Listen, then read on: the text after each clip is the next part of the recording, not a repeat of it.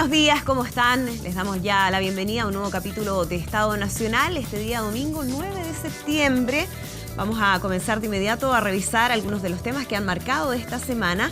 Les damos a ustedes la bienvenida en sus casas, los invitamos como siempre a comentar a través de redes sociales con el hashtag eNacional, a seguirnos a través de todas las plataformas de Televisión Nacional, Canal 24 Horas, TV Chile y también a través de las 42 estaciones de radio ADN.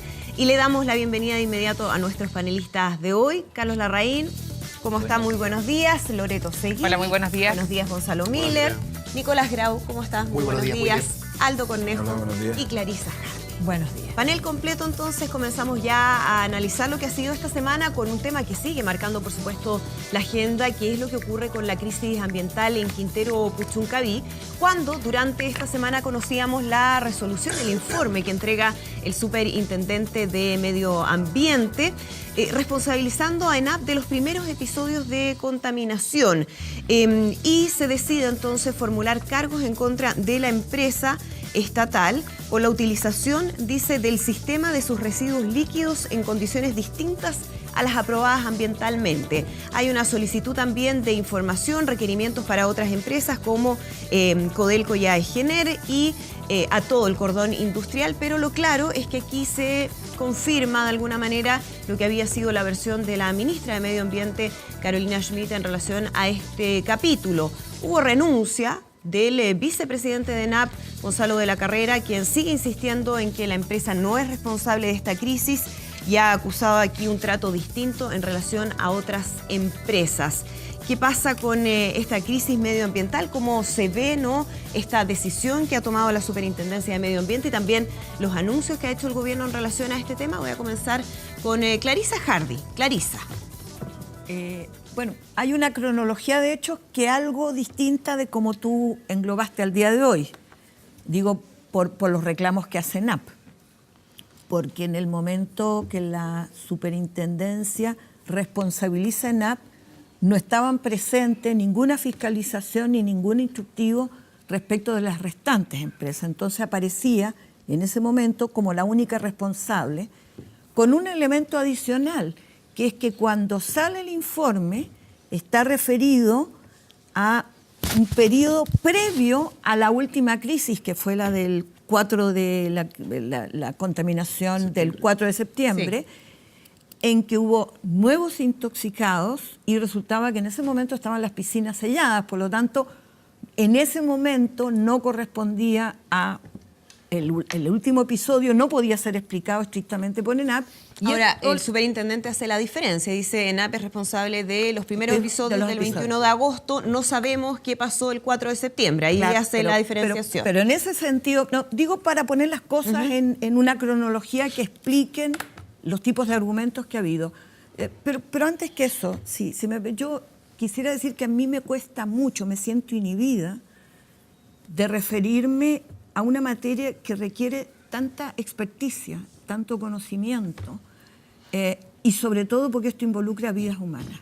Entonces cuesta mucho referirse a algo en la que, por lo menos en mi caso, estoy todos los días aprendiendo de los informes que entregan expertos toxicólogos, médicos, declaraciones de los gremios del colegio médico, y por lo tanto me siento inhibida porque hay miles de familias que están viviendo esto y es muy difícil abrazar alguna definición cuando todos los días están recibiendo impactos de la contaminación que viven en sus ambientes. Pero ahí, Clarisa, voy a hacer la pregunta más directa. ¿Se puede creer 100% en la información que entrega la Superintendencia de Medio Ambiente? ¿Hay que creer en esa versión? Porque es el organismo encargado de aquello. No cabe duda, pero también caben dudas respecto a la calidad de las informaciones que se requieren, dado los argumentos que uno escucha.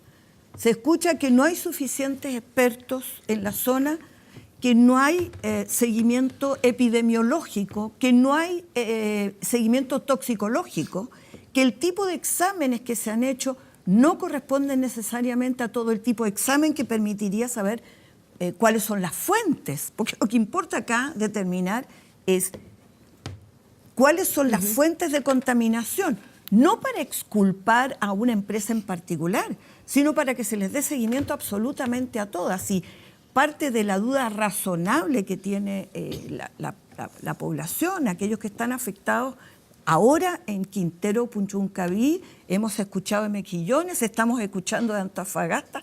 Ojo, acá tenemos un problema de contaminación medioambiental y de salud de la población que va a significar elevar los estándares de exigibilidad de cuáles son las normativas que deben controlar las emisiones que emiten empresas como las que hay hoy día en Quintero u otras faenas industriales en distintas partes del país. Por lo tanto, la superintendencia, si bien ha identificado una responsabilidad, obviamente esto es altamente insatisfactorio, esto no resuelve el problema, no se sabe suficientemente y parte de la demanda que hay es que hay que mejorar las capacidades técnicas, instrumentales y de expertos neutrales que respondan al Estado y no a los privados para evaluar quiénes emiten, cuánto contaminan y cuáles son los efectos que eso tiene y se ha hecho un anuncio al respecto, ya vamos a estar comentando esas medidas, pero Clarisa Gonzalo dice es insatisfactorio. Hay dudas de los vecinos que dicen que aquí ellos creen que se está tratando de tapar algo, responsabilizando ENAP. Hay cuestionamientos de la misma empresa, lo decía Gonzalo Lacarrera al renunciar a la vicepresidencia, que hay mucha molestia en el directorio. ¿Qué pasa? ¿Por qué esa desconfianza en relación a lo que está haciendo la versión entregada por el organismo encargado, la superintendencia? Yo creo que los vecinos tienen todo el derecho del mundo a desconfiar. Si finalmente, ¿a qué autoridad le van a creer? ¿A la que finalmente en los últimos 20, 30 años han transformado esto en una zona de sacrificio? Es difícil que a priori tengan confianza en el Estado en esta dimensión, ¿no? O en este rol protector que al final lo que nos estamos dando cuenta es que no lo ha cumplido el Estado, sencillamente. La cronología de los hechos. Yo creo que recoger el punto de moderación y también le agrego de respeto hacia los vecinos que hace Clarisa. Porque es fácil incendiar aquí, porque hay dolor, porque hay molestia, porque hay rabia, no sé, porque hay indignación. Es fácil sumarse a incendiar esto y a tratar de politizarlo y a tratar de sacar algún tipo de ventaja. Pero finalmente lo que parece más cuerdo es que nosotros debemos avanzar hacia un nuevo estándar. Es decir, cosas que permitimos durante demasiado tiempo, como que se fueran poniendo muchas empresas saturando una zona de la cual veníamos escuchando hace mucho tiempo. Los vecinos de esa zona dicen estos episodios críticos, lo comentábamos en programas anteriores, 1, 2, resulta que ellos conocen en su historial 30, 40 episodios como estos anteriormente y que nunca provocaron ni la atención ni tampoco la reacción del Estado, del gobierno, como la están viviendo hoy día. Yo creo que es aprovechar esa reacción. Yo creo que hay una oportunidad ahí, aprovechar la reacción que no había habido nunca antes, la preocupación que no había habido nunca antes, para poder de aquí elaborar un plan, como dicen los expertos, ni siquiera es de mejoramiento, sino que es de recuperación ambiental. Y yo creo que en ese plan debiéramos de nuevo, todas las voces que están de acuerdo en lo que ahí acontece, en los problemas que hay, más allá de la responsabilidad puntual respecto de determinado episodio. No hay ninguna duda de que los estándares que cumplen la mayoría de las empresas que están ahí, cumplen el estándar legal. Si el tema es de que nuestra regulación no está a la altura de darle y proteger el medio ambiente y darle derecho a un medio ambiente libre de contaminación a los vecinos de esa zona. Yo creo que lo que terminamos haciendo con el superintendente French es que el primero que apunta en ENAP es el superintendente. Cuando la ministra habla, lo hace en función, la ministra Schmidt cuando pisa, ¿no es cierto?, Quintero ya habla, lo hace bajo qué argumento, los fuertes indicios que le dice el superintendente French apuntan a ENAP. Pero ahí hubo cuestionamiento de quienes consideraron que había sido apresurado. Bueno, ella está confiando en quien es el órgano técnico. Está haciendo ese acto de confianza. Hay un órgano técnico, el superintendente French, él dice, hay fuertes indicios que apuntan a ENAP. Pasa un tiempo y lo que le pide la misma ministra es, ¿usted apuntó a ENAP? Bueno, denos una respuesta completa. Y eso es lo que conocimos esta semana respecto al superintendente, que vuelve a decir, y apunta a ENAP. Claro, uno lee el cuaderno de cargo y dice, mira, genera ciertas dudas. ¿No queda tan claro? No es tan evidente que tenga que ver lo de ENAP solo con el episodio crítico. Y de nuevo, Yo creo que es bueno que, de hecho, hay otros organismos técnicos también han apuntado a abrir investigaciones a otras industrias, apuntando a distintos ámbitos, ¿eh? Porque aquí también hay mucha reacción. Decirle, no, mira, lo de NAP o lo de otras empresas, si son empresas estatales o son empresas privadas, y yo creo que podríamos perder el tiempo en esa discusión. Lo relevante y lo que están pidiendo los vecinos es de que respecto de todo ese cordón industrial que está saturando, de alguna manera, aportando a la saturación de contaminación, se exijan un estándar superior, un estándar que permita y garantice la vida de las personas que están ahí. Y para eso está interviniendo, y está interviniendo el Ministerio de Salud, porque también reconozcamos nuestra realidad. Si me decíamos, estaban yendo al hospital de la zona, un hospital que no está preparado, no tiene los especialistas. Si uno pregunta y va un poquito más allá, le preguntara a la directora del hospital de esa zona si tiene diagnósticos respecto de los intoxicados, vergonzosamente, no por ella, vergonzosamente como Estado, tendríamos que decir que no los tiene. Porque recién, ahora último, ha llegado la capacidad técnica para poder hacerle frente a esta situación. Ahora último, viajaron toxicólogos desde, ¿no es cierto?, desde Santiago, especialistas de otras universidades, de la Universidad Católica, me parece que hay uno, y hay otros de otros lados. Esa capacidad recién ha llegado ahí. Entonces, nos estamos acercando, yo creo que vamos por el camino correcto, estamos recién dando un primer paso para salir de esta crisis ambiental, pero nos falta mucho por avanzar en recuperar y en una normalidad. Entonces, ahí es donde uno dice al sistema político, ¿qué le pediría?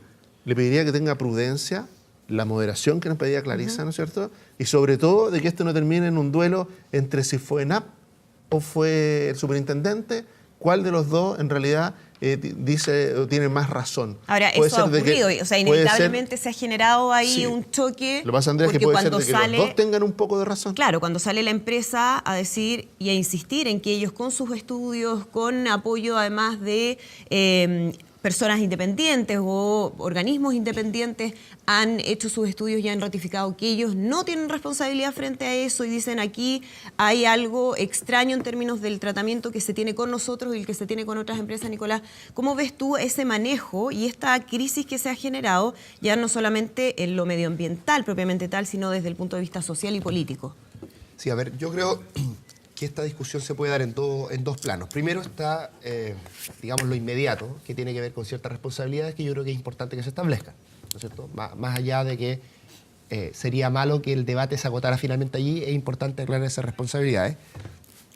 A mí me sigue pareciendo que, lo que es un poco natural en un gobierno más bien de derecha, que ha habido poco cuidado con las empresas estatales por parte del gobierno, descartando de plano, sí, que las empresas estatales en esto... Yo no tengo claro con los antecedentes que tengan tanta responsabilidad en este hecho, pero de que han tenido responsabilidad en la contaminación y en afectar la salud de las personas en esa zona, eso es indiscutible, ¿no es cierto? Por lo tanto, el hecho puntual yo creo que es lo que se discute, porque cuando yo escuché especialistas durante la semana y me da la impresión de que en este tema de la superintendencia se establecen ciertas normas que no cumplen AP, pero lo que no está claro es si esas normas, si esas cosas que no se cumplieron son las que causaron este episodio específico, ¿cierto? Ese nexo entre esos dos hechos, el primero claramente es cierto y el segundo es más discutible. De causalidad. Eso es lo que está más, eso es lo que dicen los expertos. Para mí es bien difícil, la verdad, entender ese. Ahora, más allá de ese debate, yo sí creo que acá hay que politizar el problema. Tal vez tenemos, porque Gonzalo decía, no hay que politizarlo, tal vez tenemos una definición distinta de qué significa politizarlo. Para mí, politizarlo significa encontrar, en un sentido positivo de la política, encontrar en el fondo una salida. Una salida, Porque lo que la gente entiende cuando se habla de politizar es buscar la ventaja pequeña. Sí, pero eso... Es el uso común de la palabra. Es cierto, bueno, eso es lo que la gente entiende, porque hay normalmente un discurso muy antipolítica, pero nosotros debiéramos hacer un esfuerzo de salir de eso. Y politizarlo significa, a mi modo de ver, encontrar soluciones colectivas a un problema, buscar eventualmente responsables, tratar de entender cuáles son las estructuras, cuáles son las cosas sistemáticas que están fallando y que tenemos que abordar de manera... ¿Y qué es lo que yo veo, y con esto termino, de temas de fondo que hay que solucionar acá? Veo tres ámbitos. Primero, estamos con una escasez muy fuerte de datos, y de datos que sean confiables. Para esto se necesitan instituciones donde participe la comunidad científica, que de manera sistemática y con todos los recursos necesarios puedan proveer a la comunidad y a los que no estamos en esa comunidad y queremos tener un juicio informado al respecto de la información adecuada y que sea confiable. Segundo, es importante discutir las normas. ¿no? Porque parece que las normas están bastante atrasadas y a mi modo de ver es muy importante lo medioambiental, pero acá hay un tema que digamos, se causa por lo medioambiental que tiene que ver con la salud de las personas. Hay normas de la Organización Mundial de Salud, ese es un segundo ámbito donde hay que avanzar. Y el tercero es que una vez que existen las normas y una vez que existe la información para que todos nos podamos hacer un juicio informado respecto a si se están violando o no esas normas, después la pregunta relevante política acá es, bueno, ¿quién toma las decisiones? ¿Dónde está el poder? ¿No? Yo tengo la impresión de que si el poder hubiera estado de manera descentralizada, o sea, si el poder hubiera estado en la comunidad, ya sea a través de los municipios u otras organizaciones, este problema no hubiera llegado hasta este nivel, porque las comunidades saben hace mucho tiempo este problema.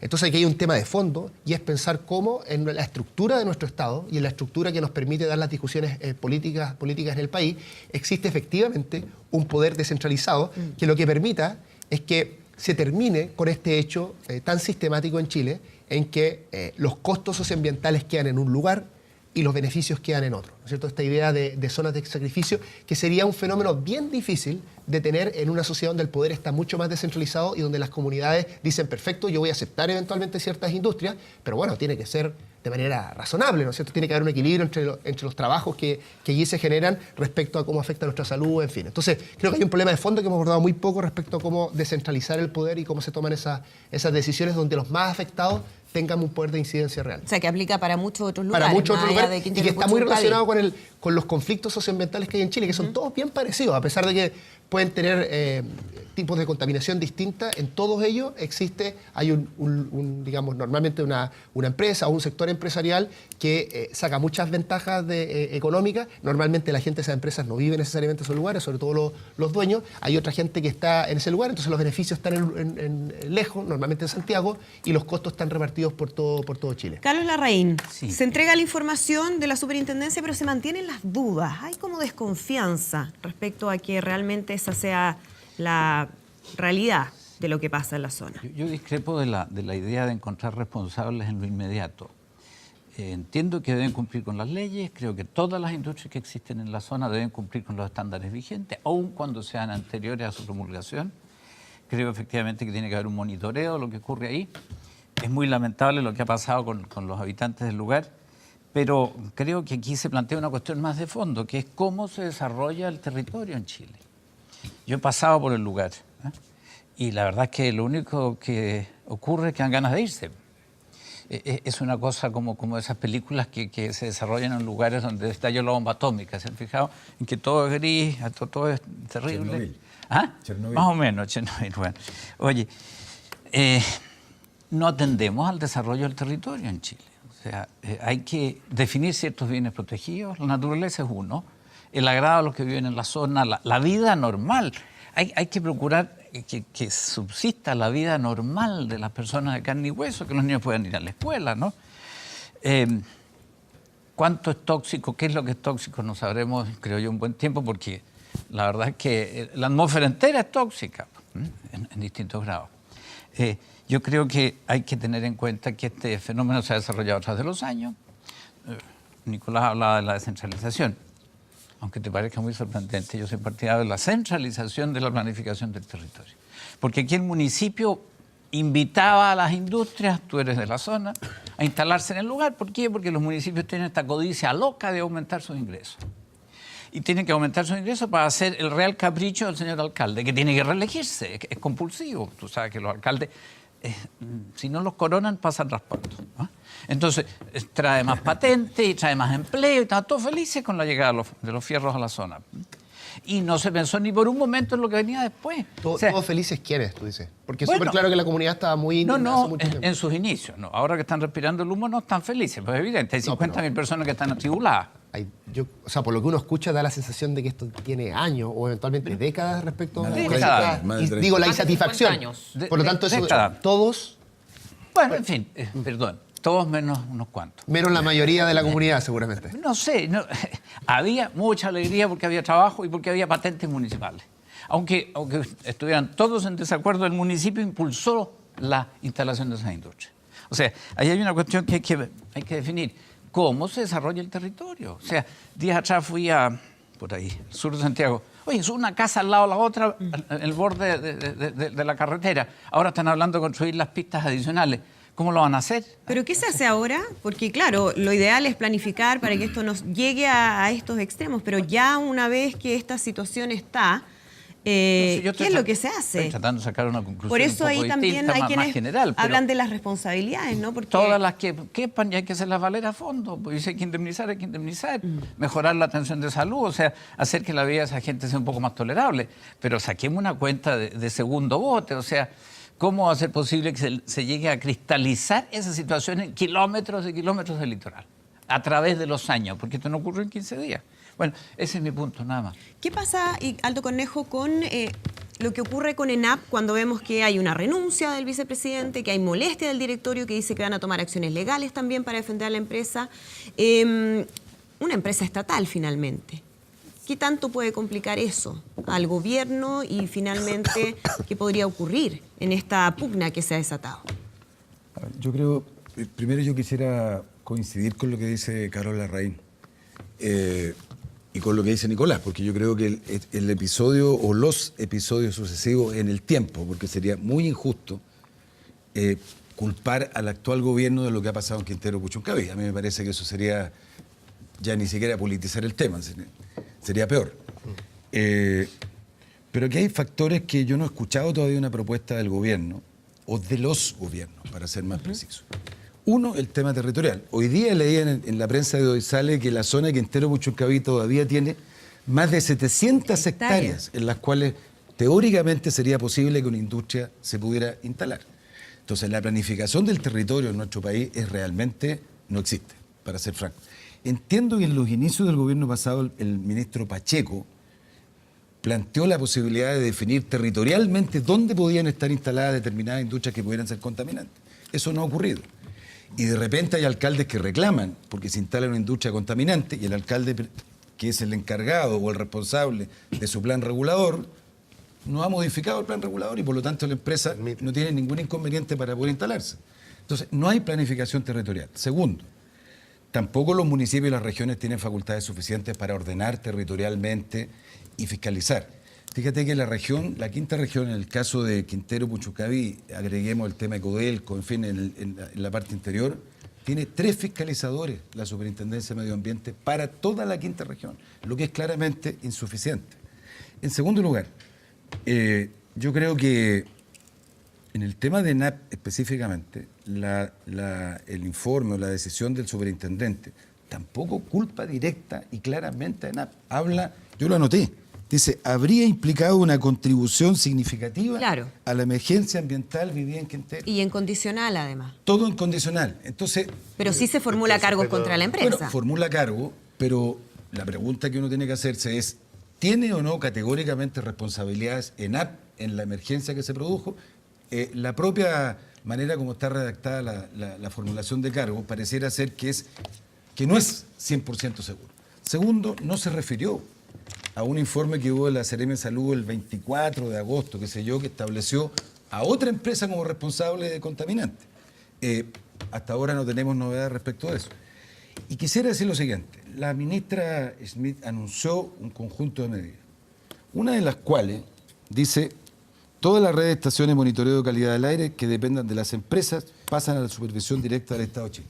Hoy día el Estado de Chile tiene supervisión sobre esas empresas, porque el monitoreo que las empresas en esa zona desarrollan está licitado. Lo desarrolla una empresa que se llama CSGS, que es la encargada de monitorear. Y a ese monitoreo diario, la Seremi de Salud y la Superintendencia de Medio Ambiente tienen acceso todos los días. De manera que ese fenómeno, esa medida ya existe hoy día. Ahora, no sé si lo que quiso decir la ministra es que a partir de este episodio, el Estado de Chile va a tomar un rol preponderante en el control de las emisiones, mejorando los equipos, instalando alguna estación de monitoreo que dependa directamente de la superintendencia, no lo sé. Entonces, creo que yo coincido con el vicepresidente de ENAP que renunció, el señor de la Carrera, porque efectivamente no hay evidencias 100% ciertas de que lo que provocó la contaminación fue responsabilidad de una empresa pública como es ENAP. Disculpe, pero lo que más molestó fue precisamente que salió el informe cuando la crisis que estaba en curso no era responsabilidad de NAP y estaba ya Así es. sin funcionar. Sí, era Y evidente que no era NAP. fíjate que concluyo diciendo lo siguiente. Yo creo que aquí también el episodio, y no quiero con esto presumir malas intenciones ni mucho menos, pero el solo hecho de que la ministra haya dado 48 horas al superintendente, que el superintendente haya dado una respuesta, en circunstancias que aquí siempre se ha hablado que la superintendencia es autónoma del ministro, o de la ministra en este caso, yo creo que generó más dudas todavía. Generó más dudas. A mí me parece ¿Tú crees que podíamos dejar que el superintendente no diera respuesta? No, Lleva pero a 2 lo mejor semanas. podría dar respuesta Lleva 2 semanas sin dar 72 horas. Bueno, pero es que lo que ocurre es que aquí, si hay algo que ha caracterizado este fenómeno, es la incapacidad que ha tenido el Estado y sus organismos técnicos de darle a la comunidad una respuesta cierta. Mire, esto fue lo que ocurrió y este es el responsable. A mí me parece que se le ha producido, en una zona en que ya nadie cree en nada, porque eso hay que decirlo también, se le ha producido un daño a nuestra institucionalidad ambiental, la ha puesto en duda. Y eso amerita, probablemente, una reformulación de nuestra legislación ambiental. Yo quiero repetir lo que dije aquí en el programa pasado. Eché de menos que hay empresas de esa zona que tienen procesos que no han tenido resolución de calificación ambiental. Mientras ese tema no se resuelva, vamos a seguir probablemente teniendo episodios de contaminación. Ahí Aldo Loreto habla de un tema que es bien de fondo, ¿no? Cuando ya se daña la institucionalidad o hay desconfianza respecto a esa institucionalidad, ¿qué se hace? ¿Qué pasa, por ejemplo, con las dudas que tienen NAP, la duda que tienen los vecinos? Yo creo que estamos en una etapa de esta situación que, como bien se ha hablado acá, tiene dos miradas. Una, la contingente, la actual, la de corto plazo, que es muy importante porque tiene que ver con lo que puso Clarisa al inicio, que dice Nicolás, que han dicho todos los panelistas, Carlos, etcétera. Desde el punto de vista de las personas, los responsables, lo que pasa, hay un tema súper humano acá. Entonces, eso es relevante. Y ahí entra ENAP y el superintendente y lo que dijo la ministra y lo que hace la comunidad y las manifestaciones lógicas de personas. O sea, lo que está pasando hoy día no son cosas que puedan seguir pasando. Pero eso nos pone en otro desafío. Yo creo que es un eje que se está empezando a conversar y que es tremendamente relevante en este país. Y es que esto no tiene que ver con el gobierno actual. Es un tema de Estado, incluye al gobierno actual, pero por sobre todo también incluye a gobiernos anteriores. O sea, esto es años de años, es una institucionalidad, es un Estado y sus organismos técnicos que hoy día requieren una mirada distinta. Y esa mirada distinta yo siento que nos pone mediano plazo, largo plazo, y qué va a pasar ahí. Yo, por ejemplo, estaba mirando y lo salió un poco aquí en el debate, el tema de los conflictos socioambientales en Chile. Hoy día hay una página, la verdad que podemos entrar más en detalle, pero estructuralmente aproximadamente hay 116 conflictos a lo largo de todo Chile. De estos hay 63 activos, 23 ya se cerraron y hay 30 que están latentes. Y uno dice, ¿de qué tipo? Y esto es en lo largo de todas las regiones, donde principalmente en la quinta región está la mayoría. Después viene Atacama, viene Los Lagos, después viene Biobío. O sea, hay una serie de consideraciones. Norte. Por eso dije, Atacama, Los Lagos, está el norte en Mejillones, pero desde el punto de vista de cantidad de conflictos socioambientales, indudablemente está la tercera región, está la quinta. Y ahí vemos el tema de energía, vemos el tema de minería. El principal es energía, después viene minería, después viene todo el tema de saneamiento ambiental y después se distribuyen una serie de otros temas. Entonces, esto pone el sentido de mediano plazo y largo plazo. Esto no es, y yo creo que es importante decirlo, y ahí uno espera la voluntad política, no es un tema que este gobierno, por los meses que lleva, va a poder solucionar hoy, directamente. Es imposible porque uno se da cuenta. Es parte de nuestra planificación territorial, es parte de una historia que se viene. Yo sí creo que se ha actuado en la contingencia adecuadamente. Indudablemente la institucionalidad hoy día, que no está tal vez tan robustecida para lo que tenemos, ha tenido ciertos atisbos donde uno dice, el superintendente dijo, no dijo lo que tenía que decir, está claro, no está claro, es ENAP, no es ENAP. Entonces es un proceso que hoy día yo creo que es relevante también mirarlo, porque efectivamente, por ejemplo, cuando el superintendente habla en ENAP, no hace una acusación directa diciendo que es responsable de los episodios. Habla que están fuera de norma, que va a empezar un proceso que tiene que ENAP responder, después irán a los tribunales ambientales. Entonces, desde el punto de vista de la contingencia... Pero sí lo vincula con los primeros episodios. Está bien, eso se pero lo desde el pregunta punto de vista de la directamente. contingencia se está haciendo lo que hoy día se puede hacer. Pero yo insisto, pondría el foco que creo que lo ha dado el presidente. El presidente ha puesto esa mirada desde el punto de vista, desde el minuto que va, lo hablamos en el programa anterior, si había sido bueno o no había sido bueno. Yo inmediatamente dije, total, es un presidente de Estado, es un presidente que está presente, por más difícil que sea el lugar, por más que los asesores hayan dicho que era difícil, yo creo que hoy día hay un universo transversalmente político, incluso senadores de oposición, que ratifican y les parece positivo tener un presidente ahí. Y eso es el corto plazo. Pero este mismo presidente con su gobierno hoy día se tienen que hacer cargo del mediano y largo plazo, que es un poco lo que uno ve, que no es solamente Puchuncaví, Quintero.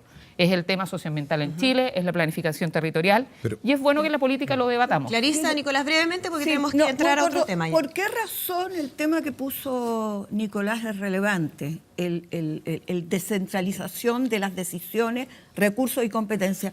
Primero porque los municipios están forzados a lo que tú llamas esta carrera loca por el enorme desequilibrio que tienen los municipios para responder a las necesidades de su población. Estamos al borde de definiciones sustantivas de las competencias de los gobiernos regionales, y ahí sí que cabe mucho esta discusión, porque claramente lo que tú llamas los conflictos socioambientales Que están en todo es Chile. que si se contamina la ciudad de Santiago, a todos nosotros ya sabemos, paralizan las industrias, pero si eres un habitante de Quintero de Puchuncaví, te fregaste, porque las empresas siguen funcionando y nadie toma decisiones. Son invisibles, es decir, tenemos ciertos privilegios dependiendo en qué región estamos. De modo que la regionalización implica establecer equidad territorial, que es algo que está faltando. Y el segundo principio que quiero dejar establecido, porque esa es la discusión, ¿qué es lo que prima cuando uno tiene una imagen de desarrollo del país? ¿El beneficio económico o la salud de las personas? Hasta ahora, ese debiera ser el principio rector.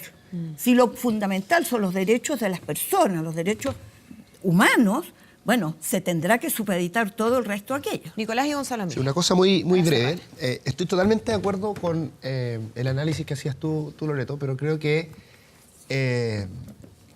las consecuencias que se derivan de ese análisis es un debate del cual la derecha no ha participado. Y voy a tratar de explicarlo. Yo cuando ¿Por qué? tuve un rol durante la campaña presidencial pasada en el equipo de Beatriz Sánchez, me tocaron muchos foros con la gente que también trabajaba el tema económico de las otras condiciones. Y nosotros hablábamos de esto mismo, decíamos, hay en torno a 100 conflictos socioambientales, seguramente revisamos la misma página, y decíamos, después hacíamos el mismo análisis que tú, decíamos, esto tiene que ver con minería, con energía, y por lo tanto lo que hay acá es un problema de la estrategia de desarrollo, ¿ya? Y esa frase, estrategia de desarrollo, es una cuestión que es algo que a la derecha, en general, en economía, le da urticaria. Voy a explicar por qué. Porque básicamente, para las nociones económicas de derecha, el que exista algún ente, el que sea, que esté pensando que se abra esa pregunta, va en contra de esta idea de que lo mejor que puede suceder en la economía es que cada uno decida de manera descentralizada cada una de estas cosas y dejar que se coordinen estas decisiones más relevantes a través del mercado. Y por lo tanto, esta visión que nosotros tratábamos de instalar, que puede tener respuestas distintas, puede haber respuestas más de derecha o más respuestas más de izquierda. Tú abogabas por la descentralización hace 3 minutos. No, pero es que son cosas distintas. Entonces, creo que es muy importante, muy importante, si existiera en Chile una derecha con la que se puede hablar de estrategias de desarrollo, en que podemos tener incluso conclusiones distintas de ese debate, sería, yo creo, un gran avance para el país y permitiría tener este tipo de Gonzalo Miller. discusiones más en serio. ¿Le puedo contestarle a Nicolás? Breve, Nicolás, muy breve. Loreto. Está bien, pero yo te quiero decir una cosa. La derecha en este país ha sido gobierno solo un periodo, desde hace muchos años atrás, de lo que estamos hablando de esto. Entonces, decir que porque la derecha no está disponible un desarrollo sustentable, etcétera, lo que estamos hablando, que la palabra precisa, a mí no me parece que en el fondo sea justo, porque la derecha, justamente en su gobierno, puntualmente en contingencias de corto plazo, hizo harto en Puchuncaví y Quinteros en solo un gobierno. Fue el único que estuvo disponible a normar el dióxido de azufre. Entonces, son pequeñeces, pero es importante Gonzalo Miller. Gonzalo, Para ir cerrando el Yo no tema. le voy a dar ni media palabra al tema izquierda-derecha en este tema medioambiental, porque yo creo que no está fuera de lugar absolutamente. Yo creo que aquí hay un cambio profundo. La realidad y las personas le cambiaron rápidamente la agenda medioambiental al país. No a este gobierno, al país. Y con un poquito de humildad, un país que andaba presumiendo de ser verde en el mundo, va a tener que asumir de que tiene que centrar toda su atención. ¿Toda su atención en quién? En las Grises personas. y oscuro. ¿Ah? Tiene que centrar con humildad, sí, porque tenemos que tener humildad, porque también estamos felices y esto, por favor, no quiero mezclar, Nicolás. Estamos orgullosos de los parques, sí, orgullosos de las zonas verdes, sí, pero resulta que eso no podía ser toda nuestra agenda medioambiental. ¿Por qué? Por lo que dice Loreto, por lo mismo que representaste tú, porque tenemos una deuda gigantesca en esta materia y tenemos que empezar a hacernos cargo. El tema es de que si nos vamos a engolosinar en quién tiene la responsabilidad, yo creo que ahí hay responsabilidad, y como una persona de derecha yo creo que la responsabilidad hay que asumirla, y son personales y tendrán que determinarse, pero también, sobre todo, tenemos que centrar que aquí es la salud de las personas, como lo decía Clarisa, lo número uno. Eso debiera orientar todo para después. O sea, al ministro que debiéramos estar aquí con mayor protagonismo y al que hemos visto, pero que a los periodistas que se le ponen menos el micrófono, es al ministro de Salud. Bueno, hacen bien en ponerle No, menos, porque yo de creo que pronto deberían ponerle bastante, porque se lo pasan todas las Clarisa, lo que explicaciones. estamos haciendo en salud es darnos cuenta de la pobre salud que hay ahí, cuando no son capaces ni siquiera de hacerle exámenes.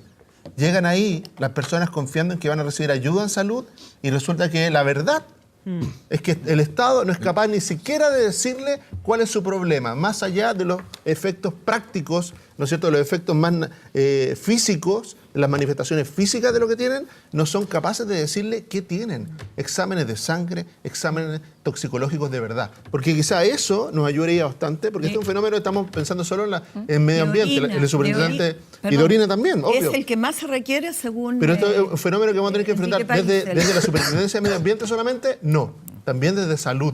Porque si de verdad la prioridad son las personas, el protagonismo debiera estar puesto en eso, en Bien, salud. esto da para largo, ¿no? Hay varios temas aquí que se juntan, pero bueno, hemos estado todos los domingos conversando respecto a las distintas aristas. Pero los quiero llevar a otro tema que también ha sido muy comentado durante esta semana, que tiene que ver con cuestionamientos que surgieron hacia el presidente Sebastián Piñera a raíz de la publicación de una información en un libro, el libro Piñera y los Leones de Sanhattan, del periodista Sergio Jara, que habla de la existencia de grabaciones que reproducirían diálogos entre el presidente Sebastián Piñera y operadores de Banchile, quienes en 2006 le habrían advertido que no comprara más acciones de LAN, empresa de la que ya era accionista, porque contaba con información privilegiada. Él, posteriormente, el 2007, es multado por la Superintendencia de Valores y Seguros por el no abstenerse en la compra de esas acciones, no por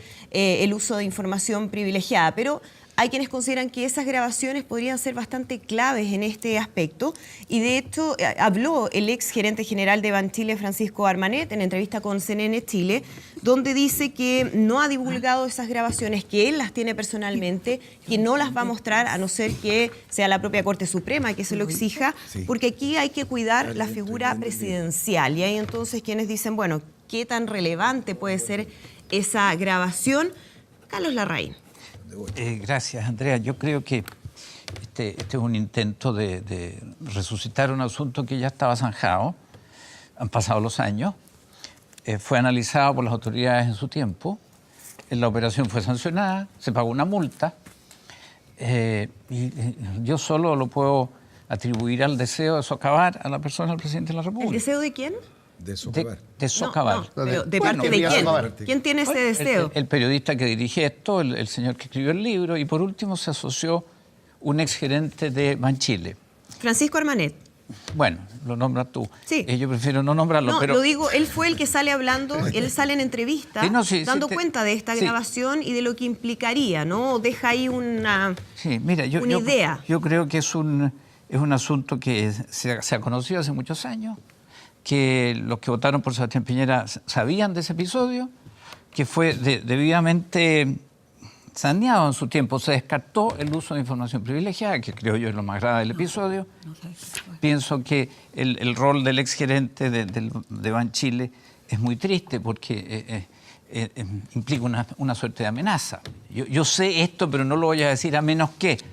Yo no sé si él quiere comprar una especie de prominencia pública, no lo puedo entender. Creo además que los gerentes de cualquier lugar, en cualquier época, tienen una cierta obligación de confidencialidad sobre lo que pasa sobre su mesa. Yo lo lamento porque Chile necesita un liderazgo claro en la presidencia de la República. Yo también lamenté el exceso de trajín en otros episodios con otros presidentes. hay que cuidar al presidente de la República. Y el señor Almané, cuando dice que él no quiere afectar al presidente que nos gobierna, está haciendo una especie de servicio verbal nomás, porque sí lo afecta. Yo no veo que haya nada que ganar en el asunto, pone en duda también la actividad de los órganos controladores y que sancionaron en su momento.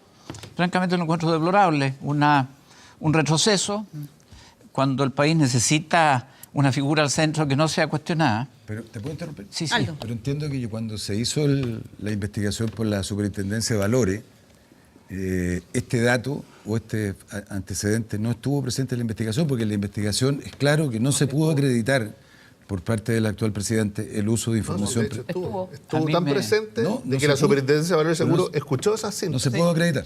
No, ¿La escuchó? Pero Yo averigüeo, déjame terminar mi Esa idea parte no porque la sé. Sí, pues, eh, se es, constituyeron en Banchile y escucharon. me queda poco. Carlos. No, eso lo declara el superintendente de la época. Hubo una cuando comisión vos, investigadora y la superintendencia investigó y rechazó, en conocimiento de todos los antecedentes existentes a la época, la injerencia de información privilegiada. Eso quedó archirrequete sancionado. Luego interviene esa figura peculiarísima, a mi modo de ver. Yo en su momento lo hablé con don Guillermo Larraín, si mal no recuerdo, que no es mi pariente, y lo discutimos. Yo nunca había oído del deber de abstención hasta el momento. Ítem más, hay que agregar que estas figuras van cambiando a través del tiempo. El avance en materia de lo que son las conductas administrativas que se rozan con lo económico va cambiando con el tiempo. Ya había una mayor depuración. Yo creo que esto es un retroceso, es parte del sistema de la izquierda chilena de usar solo el espejo retrovisor, que lo he citado muchas veces. Pero este aquí. señor que habló no es de izquierda.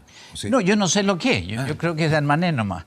Un partido propio. Perdón, no es la izquierda, es la transparencia, son los medios de comunicación. Ojo, si cada vez que sale a la palestra alguien que es de un determinado sector político, inmediatamente se responsabiliza al otro, con eso silenciamos los medios, la transparencia, las investigaciones, los reportajes. Cuida esas palabras, Carlos.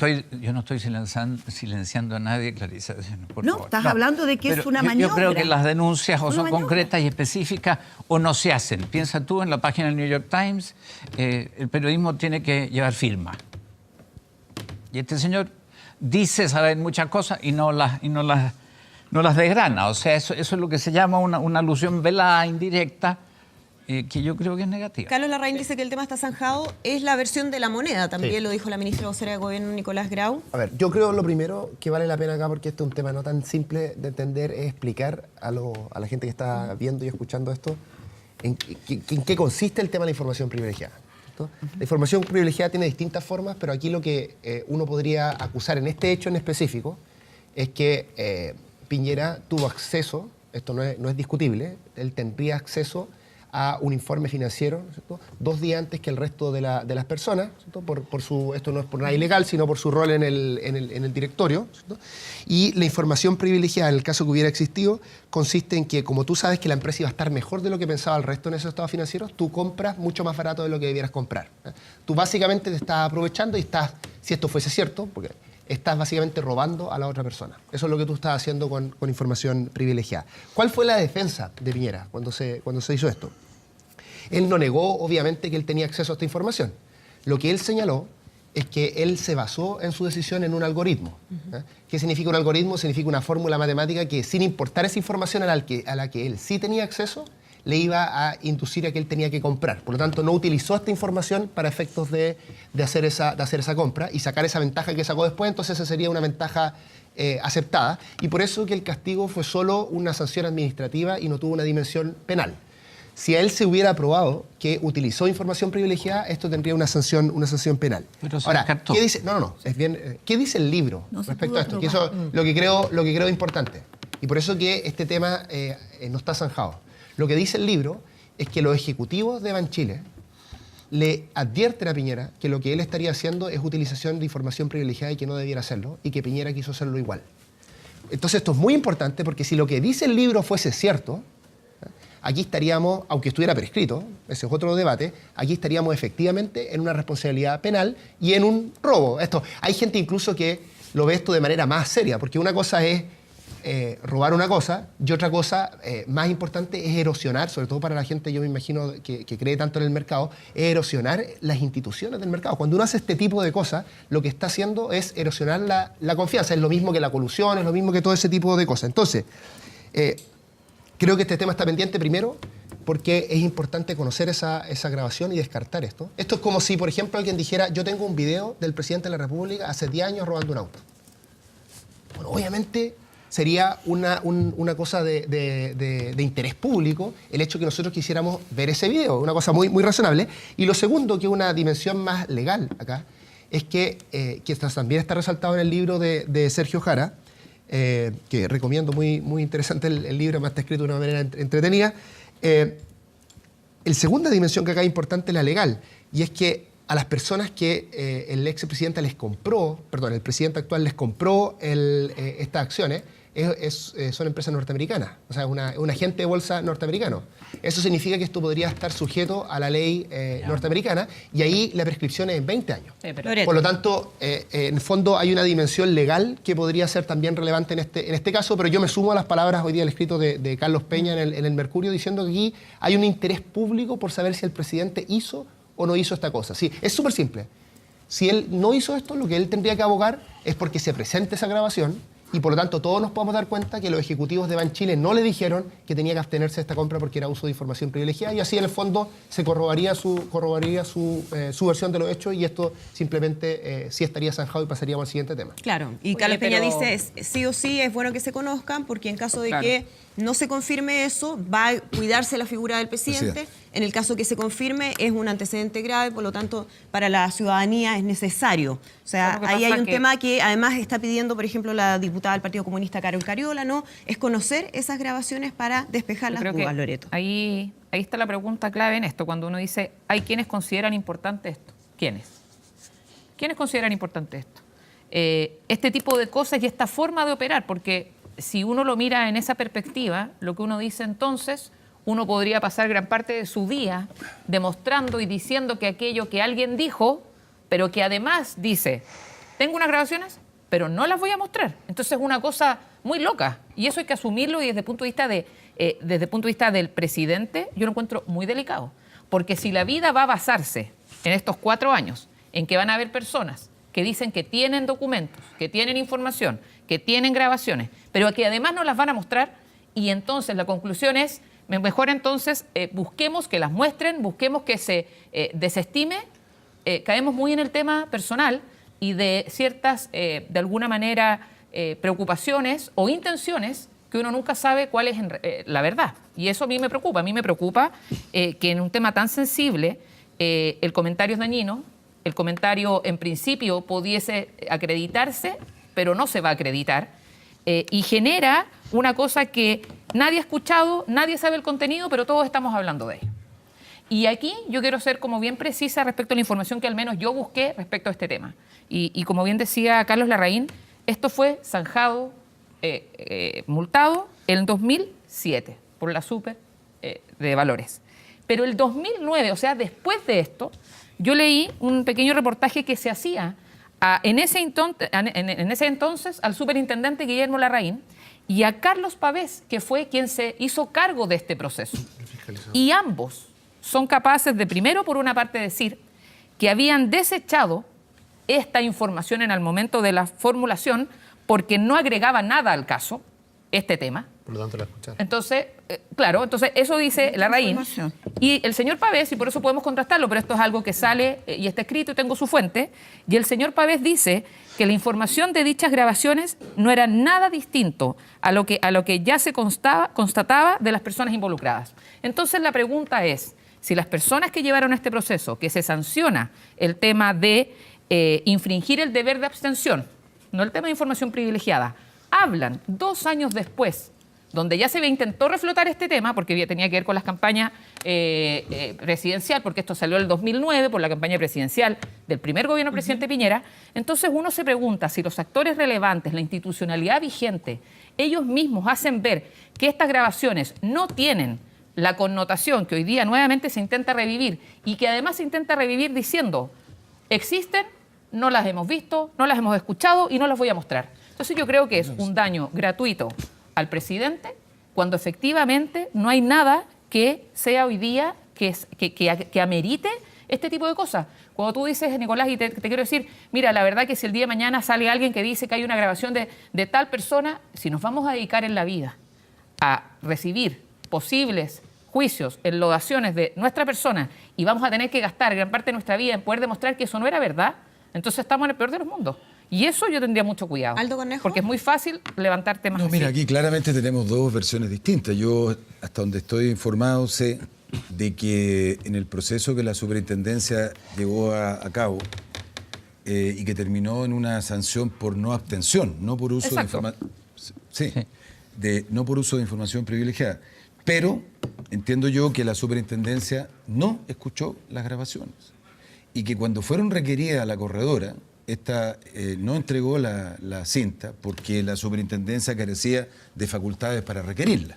Entonces, si así fuere, ¿qué sentido tiene no escuchar que el país pueda enterarse de esta información?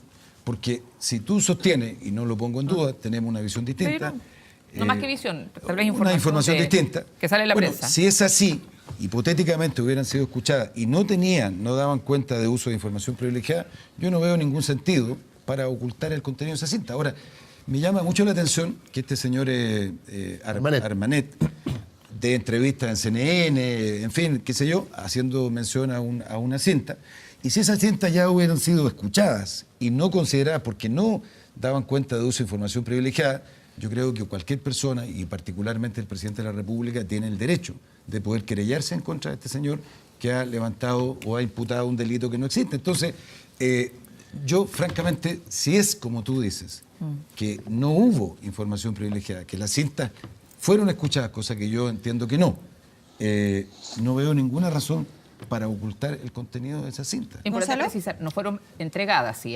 Eso es importante decirlo. El señor Pavés y el Tú- señor Larraín, Larraín. Larraín dijo que nunca la Exacto. escuchó. Se constituyeron. Larraín dice que nunca la lo que- escuchó. Lo que Él no, dice, es el superintendente. lo ¿Quién que lo dice- hace? Pero si Fiscalizador. pateó el superintendente. No, pero es El importante fiscalizador decirlo. lo hace. El fiscalizador Carlos Pavés efectivamente no tiene las cintas, pero se constituyó, como dice Gonzalo, en Ban Chile y ahí las escuchó. Entonces es Conoció importante las cintas. decirlo, las conoció. Entonces no es una cosa oculta. Que hoy día el señor Armanet dice que las tenga en una caja fuerte en su casa, ese es otro tema. Y si Sí, se y que escucharon, di- ¿qué y dice sentido que nadie tiene lo las que ha hace este escuchado. señor? ¿Me puede explicar? Bueno, Es que, a ver. es que ahí es donde esa es la preocupación. ¿Cuál es que el uno tiene. propósito? ¿Quién es? Gonzalo A Miller ver. y Clarisa Hardy. Y yo quiero decir... Volvamos al origen, en términos de las maniobras y los demás. Este es un libro. ¿Y qué está haciendo? Está promoviendo su libro. De hecho, él encontró que el mejor título era Piñera y los Leones de Sanjata. O sea, poner al presidente, porque si le pone a él, va a vender más libros, va a haber más gente que le compre su libro. En eso está el señor. Pero Armané no. A ver, yo le estoy hablando de Sobre todo para qué la está. campaña publicitaria. ¿Y para qué está? La Está para izquierda y la eso. derecha unidas. La única manera del señor Armanet de estar en el libro era ponerle alguna cuota de incertidumbre respecto de la actuación, porque si no, no sale en el libro, finalmente. Primer libro, no. El anterior libro de este mismo autor es Exalmar. ¿En qué terminó Exalmar? En que un diputado de la República leyó el libro, creyó en el libro, hizo acciones judiciales y terminó condenado en costa. El diputado Gutiérrez.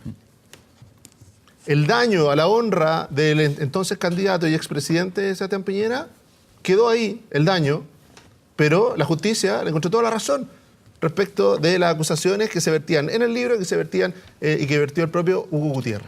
Y la justicia lo condenó. Vamos a ver qué pasa con este nuevo libro. ¿Ah? Pero de nuevo, es como, vuelta a lo mismo, Nicolás, porque tú te diste el gusto de hacer dos elucubraciones, si fuera, y después hacer una afirmación. Esto es igual que el robo de un auto. Si fuese cierto, por cierto, mucho peor, ¿Ah? de hecho. Mucho Entonces dice, en el fondo ahí uno empieza a encontrar dónde está el sentido de esto. Po.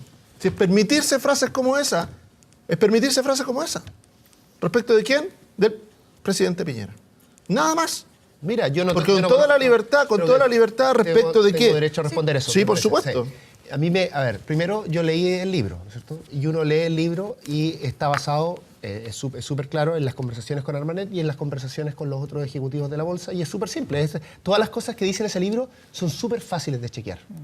Entonces, todo lo que dicen ustedes, el problema es que es poco consistente con el hecho de que no se muestre esta grabación. Porque si fuese, porque tú dices, vuelta a lo mismo. ¿por qué vamos a responder a cada cosa? Oye, si no estamos, esto no es una cuestión menor. Y es claro, el presidente pagó 360 millones de pesos por esto. Pero ¿Ya? 2007, Pagó la multa. Entiendo. Bueno, entiendo. Bueno, Mira, si yo no, pero para volver al punto, yo no conozco Nicolás. al autor, no tengo idea por qué saca el libro justo en este momento. Ese es un tema que no me hago cargo de ese problema. Lógico. Yo como ciudadano leo este libro, en el libro hay acusaciones súper serias y lo bueno, lo positivo para el presidente, ¿cierto? Es que esas acusaciones son súper fáciles de descartar. Sí, súper fáciles de descartar. Súper fáciles. Sí, eso es, Nicolás. Es cosa de que se presente esa grabación el tema y es que de se sepa, mira, si lo que dice el libro, muchas veces cuando la gente quiere enlodar sin pruebas, lo que hace normalmente es que dice cosas que no son corroborables. Esa es la estrategia más simple de alguien que quiere enlodarse, ¿no es cierto? Aquí es súper corroborable. Y está en lo correcto. Es Nicolás. súper corroborable. Lo único que Está en tiene que lo hacer correcto. es... lo que dice el libro es súper simple. Dice, Sí, los es- ejecutivos le dijeron al presidente, en ese momento no presidente Piñera, actualmente presidente Piñera, le dijeron que esto era utilizar información privilegiada y que tenía que cuidarse, y que Piñera lo descartó. Gonzalo. Tú das un ¿Cierto? esclavo, Entonces, Nicolás. es súper verificable. Una de las cosas súper verificables, como dices tú, es que hubo un proceso que realizó la superintendencia y donde el fiscalizador dice, me constituí, escuché la cinta, la deseché. No, Para lo que- ti, para eso lo no es que pasa es que- suficiente. lo que Eso es pasa lo que es que dice el fiscalizador. Al menos el señor Pavés. El señor Pavé, eso es lo que dice. Armanet lo que dijo... Me constituí. No, y para, y, pero y lo de, que pasa es y que de lo que nuevo, dijo- no, lo y que de dijo- nuevo, perdón, solo para terminar a el ver, punto. termina el punto, Para terminar el Gonzalo, punto. y Sí. cerramos eso. Aquí como la duda, aquí hay que elegir a quién le creo, ¿cierto? Tú prefieres creerle al señor Armanet, Y al autor del que libro. supone que si dice la verdad, tiene una prueba irrefutable que dice la verdad. El primer interesado en mostrar la cinta es el señor Armanet. Pero no, tú prefieres no creerle al presidente y ponerle en el presidente la carga de la prueba, que el presidente tiene que exigirle a alguien que muestre la cinta. Armanet lo Cada que- uno elige a quién Armanet- le a cree, ver, Nicolás. creo que muy Pero importante- lo que va revelando cuando uno elige a quién le cree es la intencionalidad, Bueno, a es la ver, intencionalidad que busca.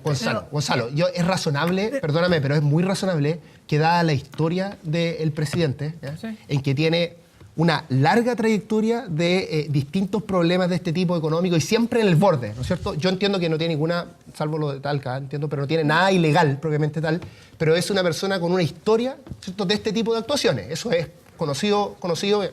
Ahora, pero es súper claro, precisa- déjame decir una cosa muy breve, que es súper claro lo que dice Armanet. Lo que dice Armanet es que él puede estar mintiendo, no sé, yo no tengo cómo corroborar eso, pero lo que dice él ¿Cómo es no? La que, cinta. es que le pidieron, Siempre la cinta y él le preguntó a su abogado y el abogado le dijo que no pasara esa cinta. ¿Por qué no? Eso es lo que dice él. ¿Por qué no? Porque es un problema también para Banchile. Porque Banchile, lo que dice en el libro es que compraron $6 millones, ¿ya? Y compró 3 Banchile y 3 Piñera. ¿ya? Y si Y compró ellos 3 eventualmente Banchile, pueden ¿quién tener un compró? problema. La gente, ¿El propio Armanet? El corredor. No, bueno, puede ser, pero el corredor. Bueno, ¿el propio los Armanet? corredores. Entonces es un problema también para ellos. Él lo reconoce en el Clarisa libro. Hardy. Bueno, yo voy a partir de algo que es evidente, que hay una parte, y lo demuestra esta propia mesa, que de antemano dice, yo no le creo, y otra que dice, dado los antecedentes que existen históricos, yo tiendo a creerle. Como lo que está puesto en juego es precisamente esta doble mirada en el país, en que algunos dicen está tocando la figura presidencial con la intención de hundirlo, y otros que decimos hay un historial de conductas no ilícitas, de conductas ventajistas, por llamar de alguna manera, que han marcado su aproximación a los negocios, uno tiende a creerlo. Despejémoslo. Primera cuestión, más allá de lo que tú leíste, que no lo dudo, Loreto, yo escuché, creo que en este mismo canal, estaba el ex superintendente dando un seminario y le preguntan, dicen, nosotros supimos que habían unas cintas, pero no las escuchamos. Él efectivamente es así. Por lo Para tanto, precisar. yo Él tengo, no la- déjame, por lo tanto tengo que asumir que quien estaba a la cabeza de quien determinó que había una multa no porque no existiera información que nadie más disponible, que estaba en manos del controlador que hizo la transacción, léase en aquel entonces que no era presidente Sebastián Piñera, sino que simplemente no pudieron probar que con esa información que nadie más disponía, estaba haciendo un uso ventajoso de disponer de ella para hacer un negocio en el que otros no estaban informados. Es decir, lo único que dice la superintendencia, no podemos probar la relación, pero que disponía de esa información, sí. Lo que establece, por lo tanto, la existencia de esta supuesta grabación, por cierto, es una grabación que legalmente le corresponde a una corredora de propiedades precisamente por las cosas que ahora están en juego. Porque ellos tienen que asegurar la probidad de las transacciones que están realizando. Son sujetos de escrutinio, así que es normal tener estas grabaciones, es necesario tenerlas. De hecho, se graban todas las transacciones. Por eso, la fe pública la graban para que nadie se eche para atrás respecto a la operación. no, y además, Ese va el precio, porque el día de mañana tú tienes que corroborar la limpieza con la que has actuado. Tú trabajas con fe pública en estas corredoras. Estar seguro que se puso la orden. Por lo tanto, lo único que sabíamos hasta ahora es que no había sido probada que hubiera una relación causal entre un hecho objetivo, que es el que realmente, si me perdona, es el fondo.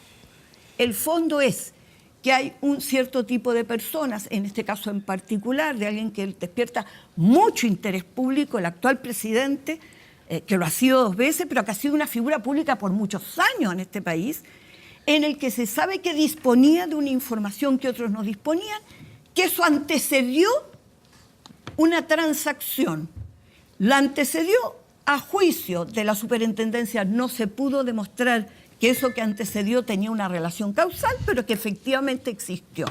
Sigue cabiendo la duda. Y esto lo único que deja de manifiesto, y yo entiendo la expectación pública que esto genera, es porque, como muy bien decía Nicolás, se conoce que hay una cierta tradición de conducta que en el plano de los negocios tiene estas características. Yo en lo personal pienso que más allá de que pudiera no haber delito, de que nunca se aparezcan las cintas, a mí no me gusta que se dedique a la política personas que tienen esta aproximación. Tenemos que ir a la pausa rápidamente. Vamos a estar conversando al regreso con el diputado del movimiento autonomista, Gabriel Boric. Volvemos de inmediato con más aquí en Estado Nacional.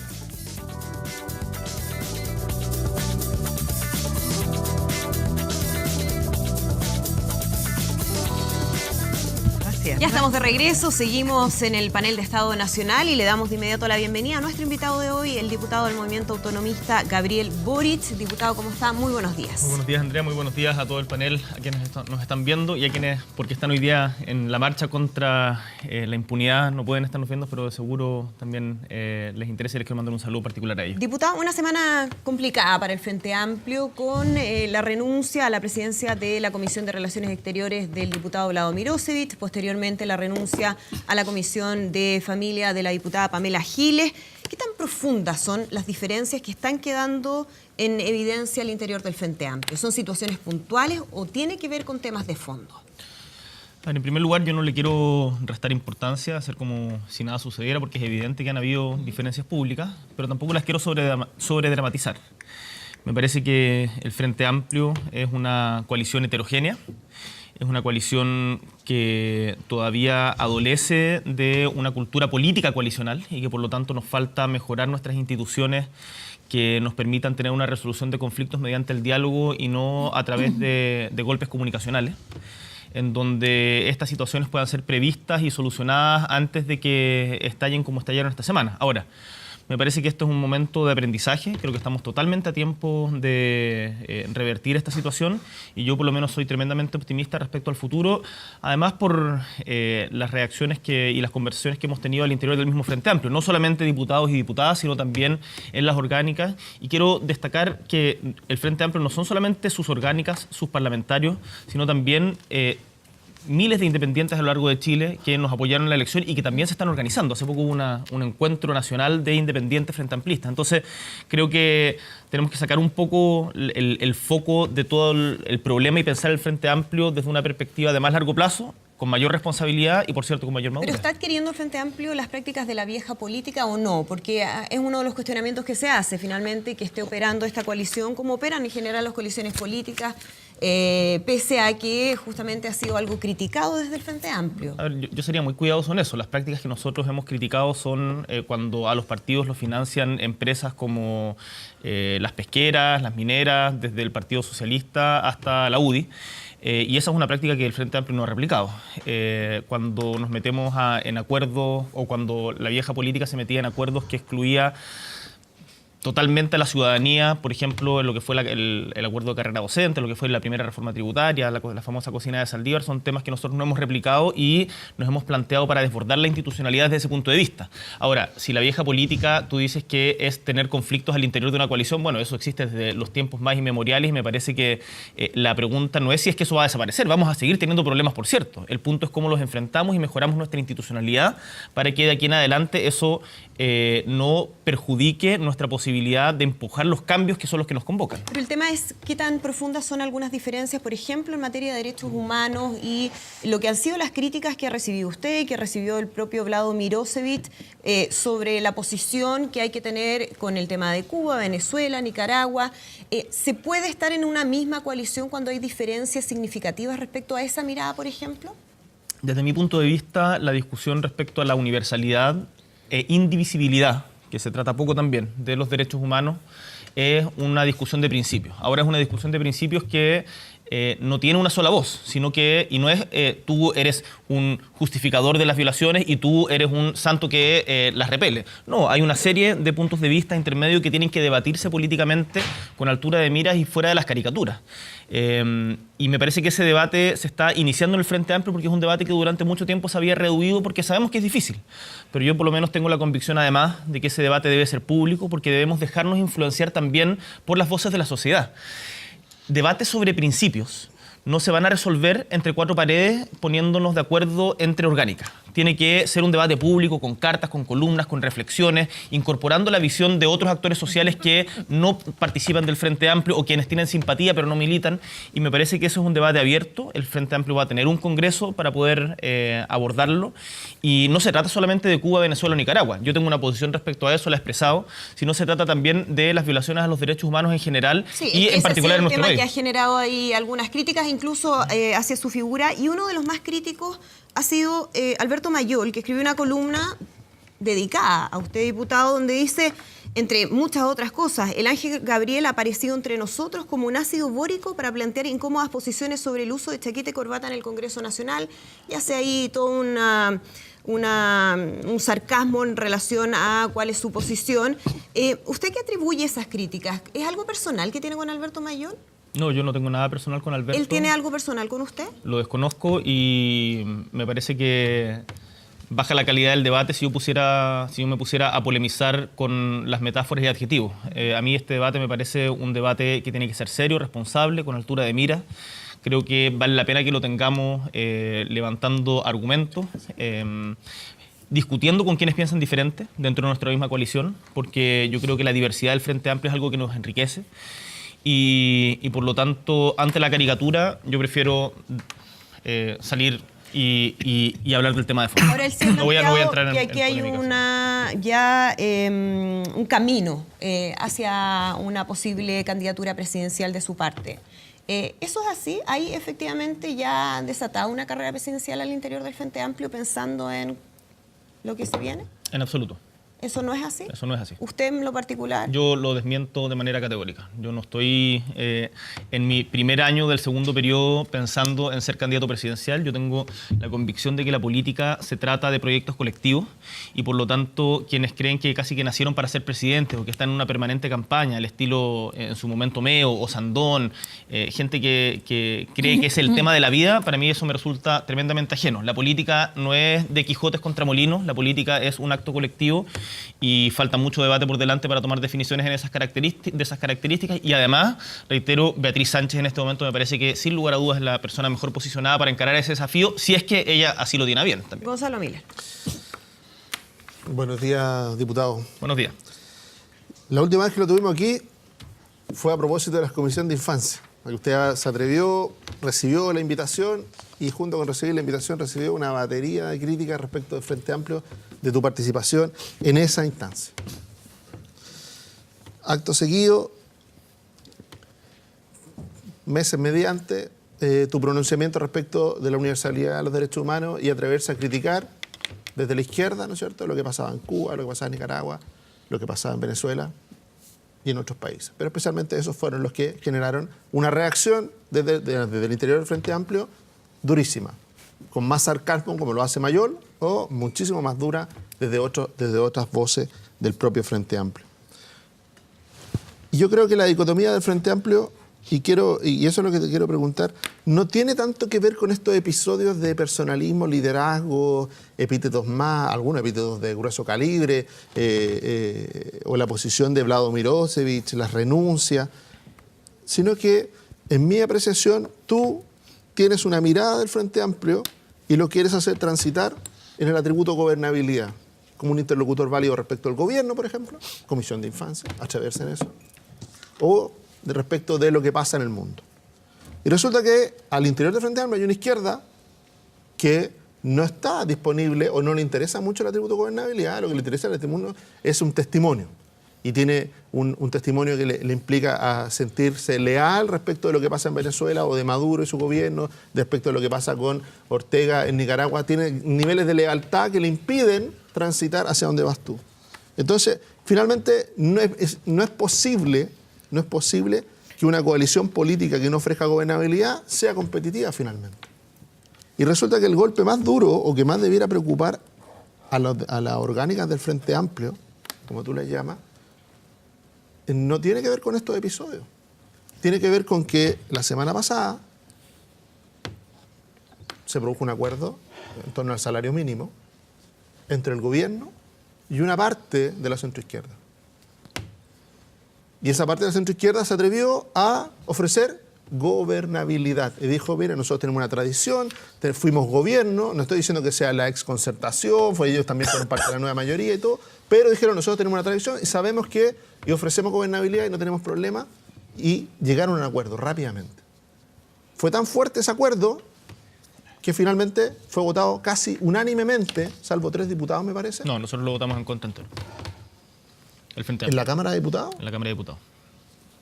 Yo la votación que vi es que había 3 diputados... No, estaban los 3 diputados del partido, la Federación Regionalista Verde, que votaron en contra de la idea de legislar. Nosotros votamos a favor de la idea de legislar porque tenemos la convicción de que es un tema que se debe discutir, pero votamos en contra del contenido porque no nos representaba el contenido. ¿No sientes que esa centroizquierda que ustedes le dieron muy duro durante la campaña presidencial demostró que, pese a todos los cuestionamientos, ofrece gobernabilidad y es capaz de alcanzar acuerdos?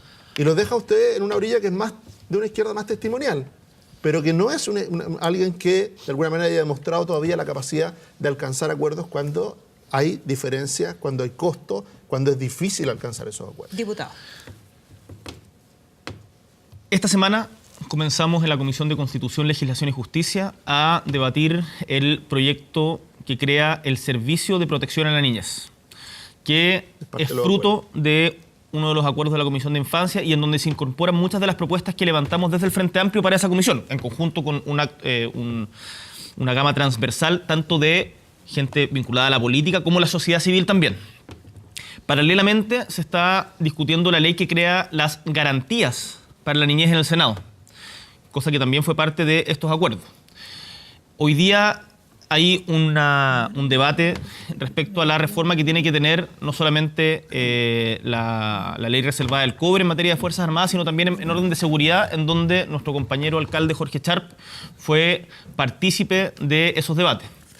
Hace poco aprobamos una reforma constitucional de equidad de género, que hace un cambio constitucional importante, en donde la bancada feminista Julieta Kirkwood, donde está participando, por ejemplo, Maite Orsini, formó parte del debate tanto en la Comisión de Constitución como en la sala. Entonces, a partir de un episodio particular, como es la votación del sueldo mínimo, generar un abismo entre quienes ofrecen gobernabilidad y quienes no, me parece que es reducir demasiado el campo de la política. Yo, por lo menos, estoy orgulloso de la contribución que como Frente Amplio hemos realizado al debate legislativo en el Congreso. La diferencia es que hoy día el Congreso ya no es binominal y eso hace que exista efectivamente una mayor diversidad de posiciones en donde el gobierno además tiene minoría y por lo tanto está obligado a buscar acuerdos en diferentes partes y los va a encontrar algunas veces y otras veces no los va a encontrar. Pero decir de que el Frente Amplio ha apostado por el testimonio en el Congreso me parece que no se ajusta con lo que yo mismo te estoy diciendo. Ahora, dicho esto, es cierto que nosotros como Frente Amplio tenemos que tomar una definición y somos muchos en el Frente Amplio quienes queremos ofrecer una alternativa real de gobierno y transformación.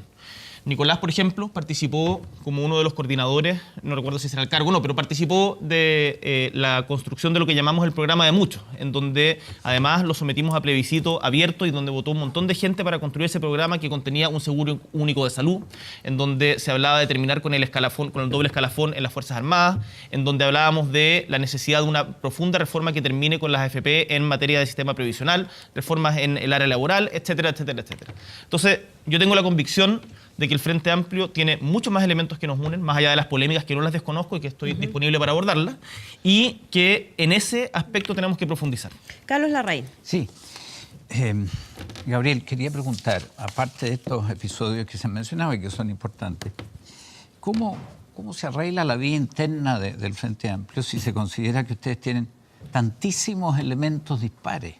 O sea, hay muchas vertientes, como dicen los poetas, en la configuración de esta postura de ustedes, que a ratos es instrumental, a ratos es testimonial. ¿Cómo combinan ustedes el trotskismo, que están algunos, con Marx y Lenin? En fin, que es una... ¿En quién está el trotskismo? Bueno, yo he leído por ahí algunos que se declaran trotskistas desde sus orígenes. Se me olvidó el nombre, pero da lo mismo. Oye, eso tiene la cuerda testimonial, pero los que no importa el acceder al poder, los que no ven, los que no ven calidad... Hay otros que son anarquistas, varios. No me pidas de nuevo los nombres porque no los retengo. Luego está doña Pamela Giles, que lee a los autores franceses y que los cita admirablemente, que el otro día me dejó verdaderamente paté en la entrevista, por la lucidez. Oye, entonces, ¿cómo combinan ustedes ese caldo? Es muy espeso, es decir, es muy difícil llegar a acuerdos, lo que explica un poco lo que le leí a Florcita Motúa, ¿no?, que es tan simpático. Dijo, por suerte no ganamos la elección. Habría quedado la grande, usó una palabra un poco menos académica. Yo creo que esta viabilidad que aluden los dos, yo la veo muy problemática. Y tengo otra cosita ya más bien circunstancial. Por ejemplo, ustedes, ¿qué parecer tienen de lo que ocurrió en Carrizal Bajo, de la internación de armas? El papel que tuvo el Partido Comunista, que está reconocido en 2 libros que he leído sobre el tema, y donde se señala al brazo armado del Partido Comunista como responsable. ¿Qué les parece que hubiera resultado el desembarco de armas en Carrizal Bajo y hubiéramos tenido una buena guerra civil, así, a lo Nicaragua? Diputado Boric, 2 preguntas que hace Carlos Larraín. No, yo agregaría que además de todos los calificativos o distinciones que utiliza Carlos Larraín para distinguir a gente del Frente Amplio, yo te agregaría que además todos somos inútiles subversivos. En tus propios términos. En su tiempo. No, ahora son muy hoy día, ¿no? Y estamos muy orgullosos de ello. Ya. ¿Y quién ha conseguido elegirse? ¿Qué hemos construido? ¿Te cuento qué hemos construido? Sí. Hemos construido, por ejemplo, en Magallanes, logramos armar una sede que hoy día es uno de los espacios más importantes culturales que tiene Magallanes, en donde, por ejemplo, se va a estar presentando hoy día el grupo Hoshken, que realiza un homenaje a las víctimas de los caídos de la dictadura de la que tú fuiste parte. Hemos construido... Especifique, tú me pides precisiones. ¿En qué fui parte? En el sector político al que tú representas. Eso es distinto. Hemos construido, por ejemplo, una oposición importante y propositiva respecto a el avance de la industria de la salmonicultura en Magallanes, que ya destruyó parte importante de Aysén y la región de los lagos y que hoy día está avanzando hacia ese sector. Hemos hecho una propuesta para cambiar la matriz energética de nuestra región, en donde las energías renovables no convencionales sean la principal fuente alternativa a lo que son los hidrocarburos. Hemos participado, como dábamos cuenta antes, de la Comisión de Infancia, en donde presentamos 94 propuestas que, de aplicarse, le van a cambiar sustantivamente la vida para mejor a los niños, niñas y adolescentes que han sido vulnerados en sus derechos. Y así te podría dar una serie de otros elementos, como por ejemplo lo que está haciendo nuestro compañero Diego Ibáñez en Quintero y Puchuncaví, en donde hay una flagrante violación del derecho a vivir en un medio ambiente libre de contaminación.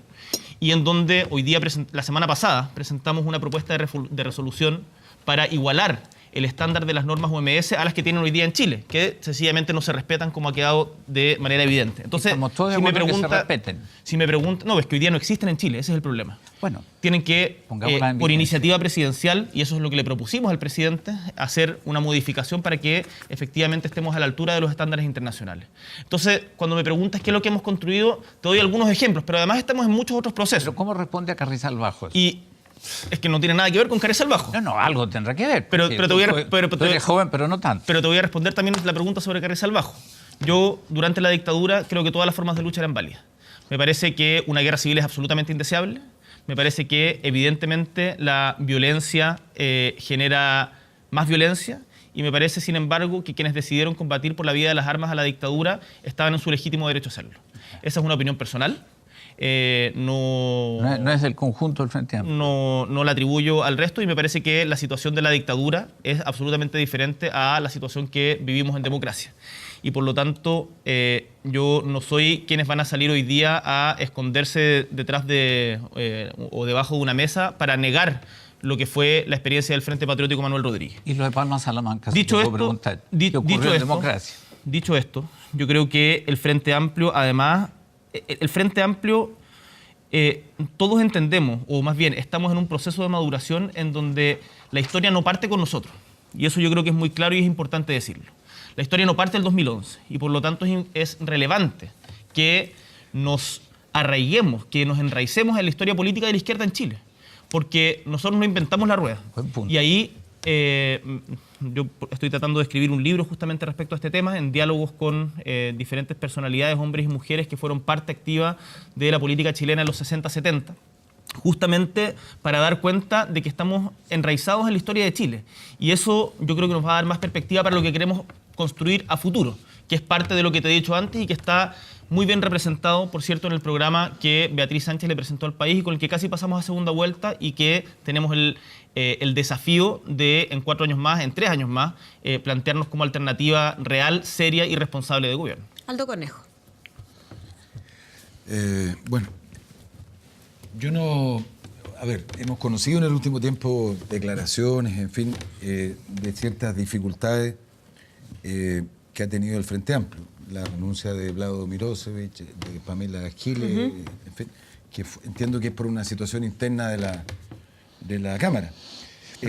Precisar un poco, renuncia a la comisión. A la presidencia. Sí, porque A la- se puede entender No, que renuncia al A la Frente Amplio, presidencia, a la toda comisión gente de familia, A la presidencia después de- de que 2 integrantes del Frente Amplio votaran a favor de la sanción en contra de ella, por el incidente con el diputado Hecha Urrutia. la aclaración.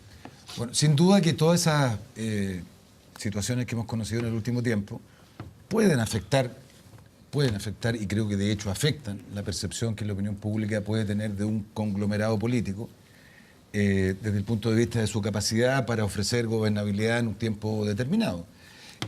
Independientemente que sean situaciones coyunturales, puntuales, pero dan cuenta de eso. Porque, me puedo equivocar, corrígeme Gabriel por favor, que en el tema de la solicitud de destitución del fiscal nacional tampoco hubo una cierta unanimidad. Entiendo que en el tema de la acusación constitucional, no sé si ahí hubo unanimidad, me refiero a la acusación de los 3 ministros de la Sala Penal de la Corte Suprema. Lo hubo. Sí, pero en el caso específico de la destitución hubo ahí, entiendo que Revolución Democrática planteó algún reparo o alguna aprensión.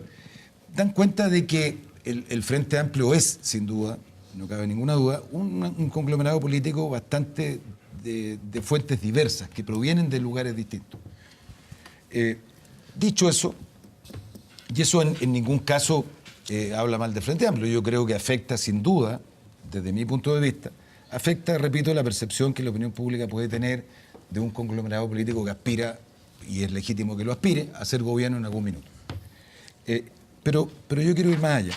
Hoy día tenemos un gobierno de centro-derecha o de derecha, como quieran calificarlo, y una oposición que es distinta. Hay oposición distinta. De repente pareciera, y es lo que uno constata, pareciera ser que para lo que el Frente Amplio quiere hacer en el futuro en la política chilena, hay sectores hoy que forman parte de la oposición que preferirían que no existiera. Entonces, estamos a punto nosotros de tener en año y medio más, desafíos electorales muy importantes en el país. Está la elección municipal, está la elección de gobernadores regionales. Y mi pregunta es súper concreta. Yo recuerdo que para la segunda vuelta hubo, para apoyar la candidatura de la nueva mayoría del senador Guillé, hubo de parte del Frente Amplio posiciones distintas, algunos que estuvieron disponibles el primer día, otros que, en fin, pues no fue una cuestión que entusiasmó mucho para hacer... Pero terminó siendo unánime. Claro, pero tuvo algunos... No estaba entusiasmado nadie con eso. Sí. Ni la centroizquierda estaba entusiasmada. Bueno, pero no es un tema de fuera para entusiasmo, sino de entusiasmo, ¿no? realismo político. Y el Frente Amplio probablemente, yo no formo parte del Frente Amplio, pero en alguna discusión interna seguramente dijeron, bueno,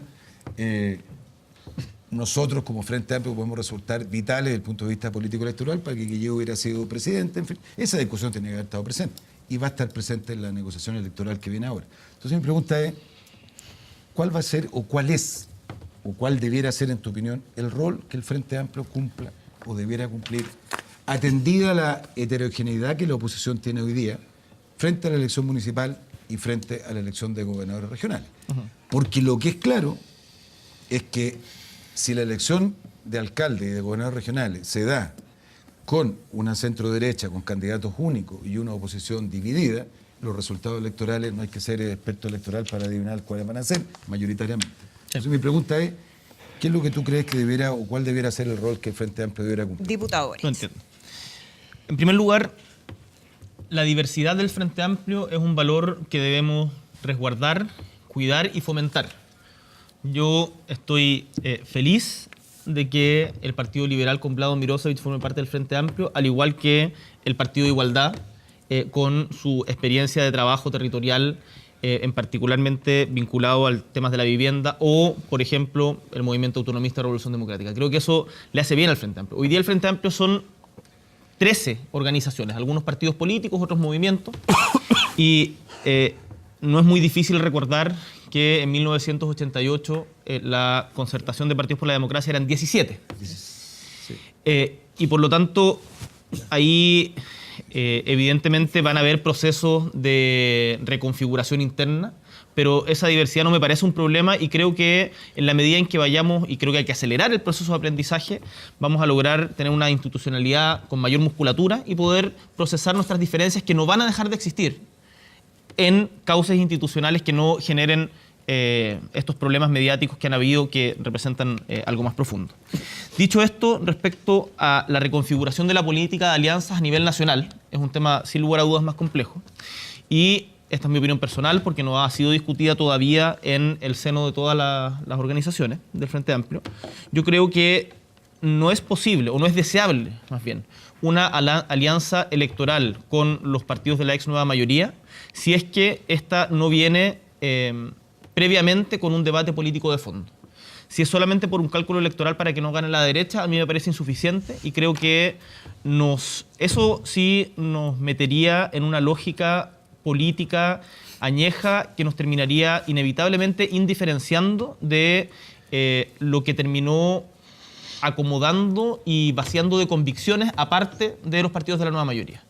El poder por el poder puede ser un buen pegamento para un momento, pero al final, como vimos en la misma experiencia de la nueva mayoría, resulta insuficiente para un proyecto de largo plazo. ¿Significa eso que le estoy cerrando la puerta a una alianza? No, estoy diciendo tengamos un debate sobre qué queremos hacer, cuáles son los puntos que tenemos en común. Porque hasta el día de hoy, por ejemplo, cuando hablamos de reforma previsional, en la nueva mayoría siguen defendiendo las AFP, o en sectores importantes de la nueva mayoría. Cuando hablamos de la reforma del sistema de salud, nosotros proponíamos el sistema de seguro universal para terminar con las ISAPRES, por lo menos salvo como seguros complementarios. Parte importante de la ex nueva mayoría sigue defendiendo eso. Cuando vemos lo que está pasando en Quintero Puchuncaví, vemos que las responsabilidades y la puerta giratoria entre el sector público y privado involucra tanto a la derecha como a lo que fue en su momento la concertación. Entonces, yo no estoy diciendo exacerbemos las diferencias, sino que discutámoslas programáticamente antes de pensar en cualquier pacto electoral. Porque el poder por el poder no es suficiente y eso te revienta dentro después y se vuelve ingobernable y para eso yo creo que no debiéramos estar disponibles. Loreto Seguel, voy contigo al tiro, pero a propósito del episodio Quintero Puchuncaví, diputado, ¿cómo está viendo usted el manejo de esta crisis? Lo que ha sido, por ejemplo, esta semana, la respuesta de la superintendencia, donde se responsabiliza a ENAP, se le formula cargos a la empresa estatal, hay quienes tienen dudas, hay suspicacia ahí.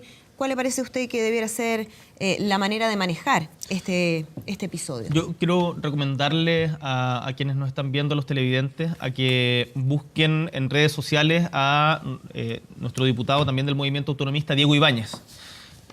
Diego Ibáñez C, si no me equivoco, es su cuenta de Twitter.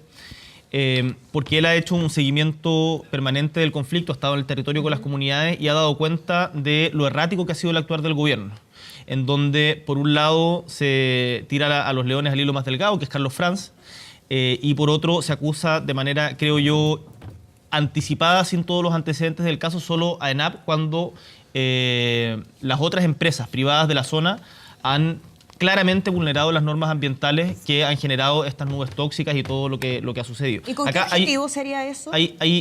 Yo creo que hay intereses económicos vinculados y una suerte de costumbre de que el interés de unos pocos vale más, en este caso de las empresas, vale más que el interés de la población. La situación de Quinteros Puchuncaví no es nueva. Recordemos el caso de La Greda, la escuela La Greda, que pasó en la misma zona hace mucho tiempo. Por lo tanto, acá hay una decisión del Estado, por acción y por omisión, de generar una zona de sacrificio que termina atentando contra los intereses de la población que allí vive, en beneficio de unas pocas empresas. No es el único caso, pasa también con la salmonera, con la industria de la salmonicultura en el sur de Chile, pasó con Freirina en su momento, y creo que es algo en donde tenemos que ponernos mucho más duros. Y ahí el Diego Ibáñez ha hecho una tremenda pega, y por eso recomiendo que es diputado por la zona, lo puedan seguir para dar cuenta de los detalles del conflicto. ¿Y la respuesta del gobierno en este aspecto? Absolutamente errática, insuficiente. El hecho de que se haya decretado la vuelta a clases y que ese mismo día hayan tenido que ir decenas de niños y niñas intoxicados nuevamente, da cuenta de que no se ha estado a la altura sobre esto, y acá hay que investigar. Si ENAP tiene responsabilidad, que se hagan valer, pero las empresas privadas también, por cierto. Quiero agregar que en la misma zona, hace poquito, me imagino, no sé si lo vieron o no, pero el director del INDAP hizo un comentario tremendamente desafortunado que da cuenta un poco de la lógica ambiental que tienen algunas autoridades. No es propia solo de este gobierno, pero hoy día es de este gobierno. Diciendo, le faltaba un vaso de agua y pidió que vayan a buscar agua a Petorca, sabiendo que en Petorca hay una tremenda crisis hídrica, producto justamente del robo que unos pocos empresarios hacen del agua para el cultivo de sus cosechas en perjuicio de la comunidad. Entonces, pidió disculpas después. Pidió disculpas, pero eso no quita lo desafortunado del comentario. Ahí hay una lógica que me parece importante que tenemos que cambiar. Ahora, Loreto me había preguntado algo. No, Loreto te iba a hacer la pregunta ahora. Loreto, Perdón. te doy la palabra. Diputado, por favor, no me conteste porque no la he hecho todavía. Ya. Un respiro. Ahora Un sí. respiro, diputado. No. Bueno, primero, buenos días. Un poco, cuando uno te escucha, diputado, desde el punto de vista del... Estas son dos preguntas. La primera tiene que ver con este tema de la diversidad. Tú dices, el Frente Amplio, por esencia, es diverso, hay que cuidarlo, hay que respaldarlo, hay que fortalecerlo.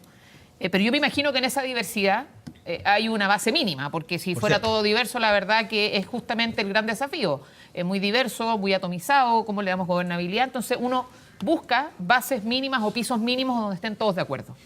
Y cuando uno ve las declaraciones, por ejemplo, del diputado Mirosevich al respecto de que su renuncia a la presidencia de la Comisión de Relaciones Exteriores no es solamente un tema desde el punto de vista de que alguien lo iba efectivamente a censurar, sino que es de alguna manera golpear la mesa o mover el piso respecto del tema de derechos humanos, que él considera que es un piso mínimo, que no es transable, que es algo básico y que lo que le da al Frente Amplio es algo esencial: coherencia. Coherencia respecto de la condena de los derechos humanos.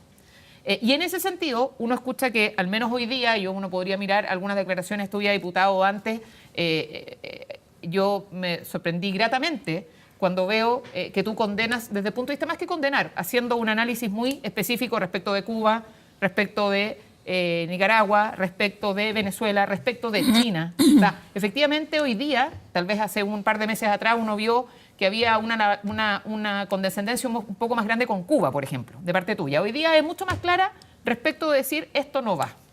Y la pregunta es, la primera es personal. ¿Qué te pasa personalmente como líder, el líder de movimiento estudiantil que fuiste, cómo se forma el Frente Amplio, que en un tema tan básico, tan de esencia, que es condenar el tema de los derechos humanos y donde ustedes han sido muy duros respecto al tema de la dictadura en este país, al interior del Frente Amplio parece que este no es uno de los pisos mínimos?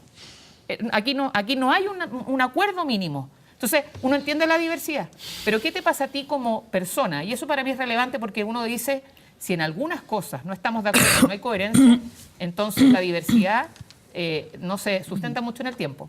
Y lo segundo es que, dado eso, lo que muchos han dicho hoy día en este tema del Frente Amplio es algo que uno también efectivamente puede compartir, y que el tema de los derechos humanos ha llevado en esta serie de comentarios y opiniones a que esto es mucho más profundo en el Frente Amplio que el debate de los derechos humanos, y tiene que ver con el tema de los liderazgos, con el tema del poder, con el tema que decía Carlos Ruiz, desde el punto de vista, no eres tú, sino que Carlos Ruiz, ¿y qué opinas de eso respecto de esta cosa frenética de los micrófonos, de carreras personales, y donde él pone un punto? En el Frente Amplio conviven desde liberales, marxistas, anárquicos, humanistas, y si no hay puntos de encuentro, si no hay unidad, si no hay respeto, efectivamente estos terminan siendo carreras personales y que en el fondo desdibujan lo que ustedes siempre han defendido el Frente Amplio. Somos diversos, pero coherentes, tenemos unión. Y la pregunta es cuáles son esos pisos mínimos, porque si los derechos humanos no son parte de esa base mínima, la pregunta es, ¿y entonces qué queda para el Diputado resto de temas?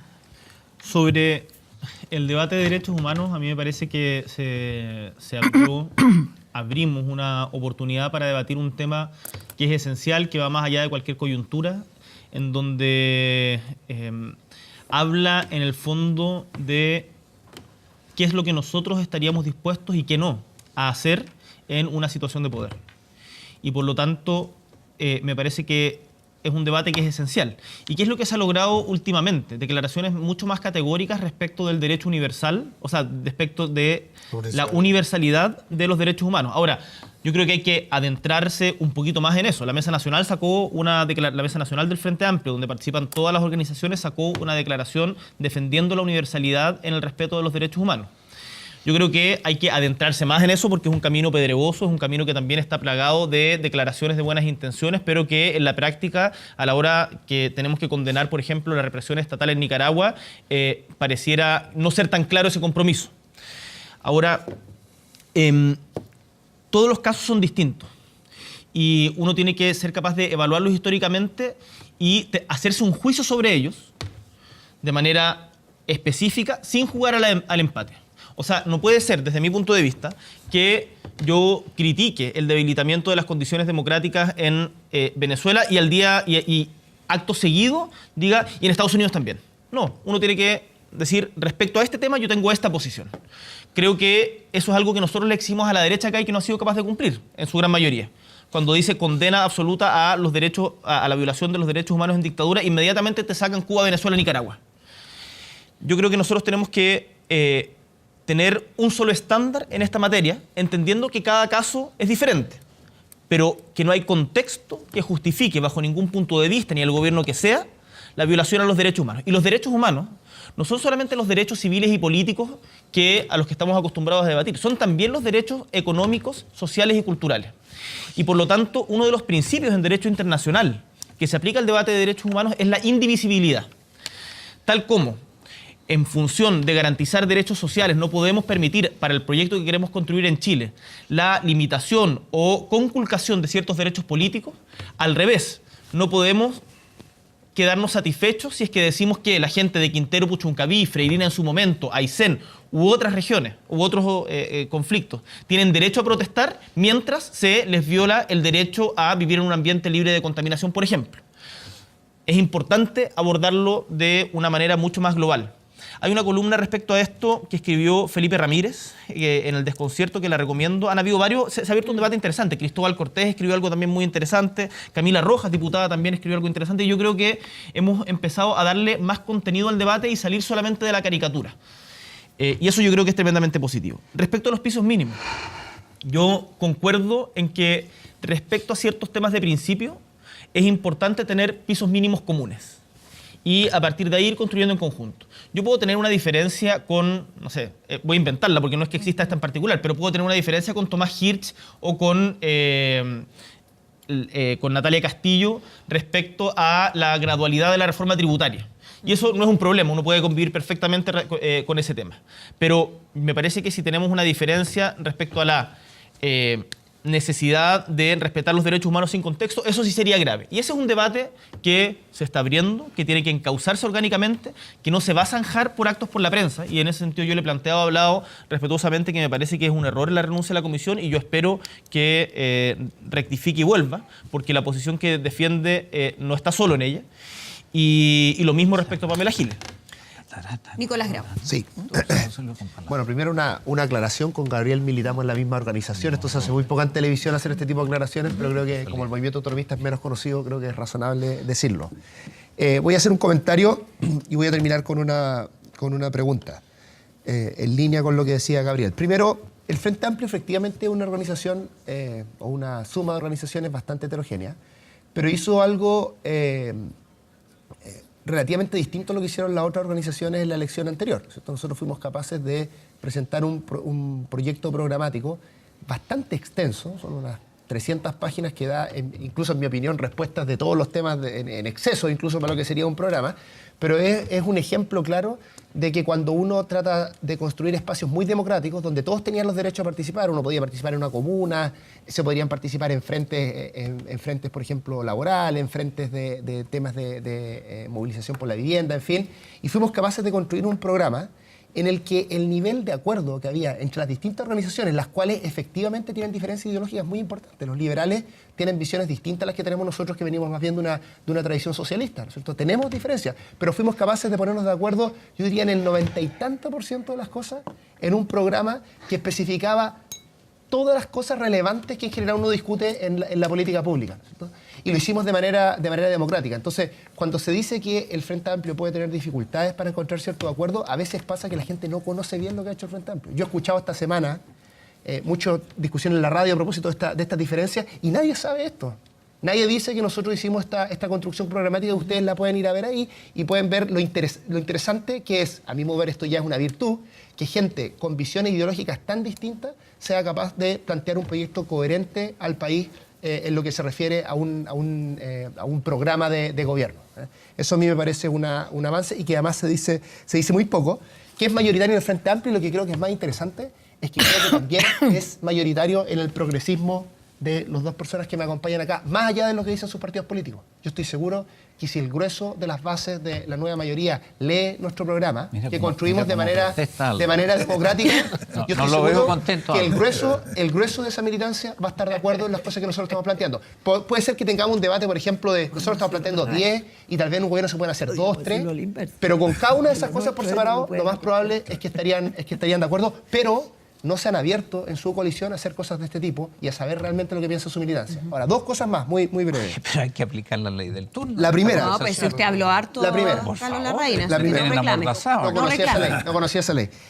La ley del turno. La segunda tema. Salvo en Cuba. Hay una declaración que hizo referencia a Gabriel, que creo que es bien importante, respecto al tema de violaciones de derechos humanos. El Frente Amplio ha dicho en una declaración, justo a propósito de este debate, sin ningún pero, sin ninguna pelo en la lengua, ha dicho, nosotros condenamos la violación de derechos humanos en cualquier lugar.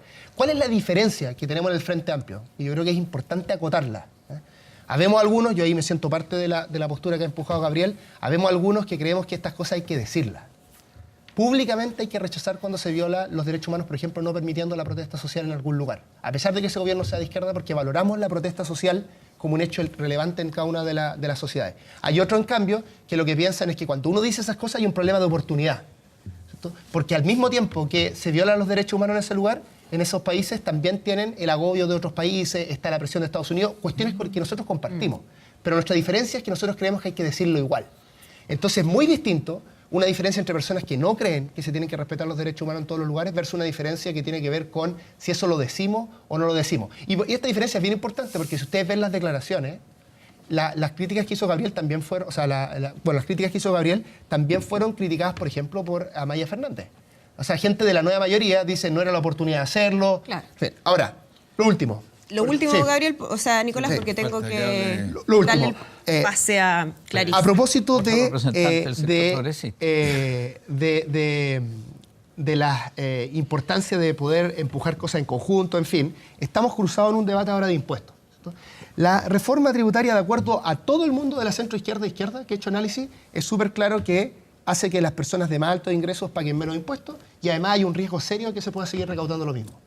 Entonces mi pregunta tanto para Gabriel como para usted, aquí me pongo entre medio, es si efectivamente la oposición va a ser capaz de parar esta ley. Va a ser capaz de decirle al país de manera muy clara, sí, por supuesto, si son nuestras ideas. Nosotros creemos que los ricos tienen que pagar más. Preguntémosle al diputado. Nosotros creemos que se tiene que recaudar más recursos. ¿Por qué no vamos a poder plantear esa cosa de manera seria y no dejar que avance una reforma que además sería un acto de poco amor propio de la nueva mayoría que echa para atrás todas las cosas que ustedes empujan? Dejemos que conteste el diputado.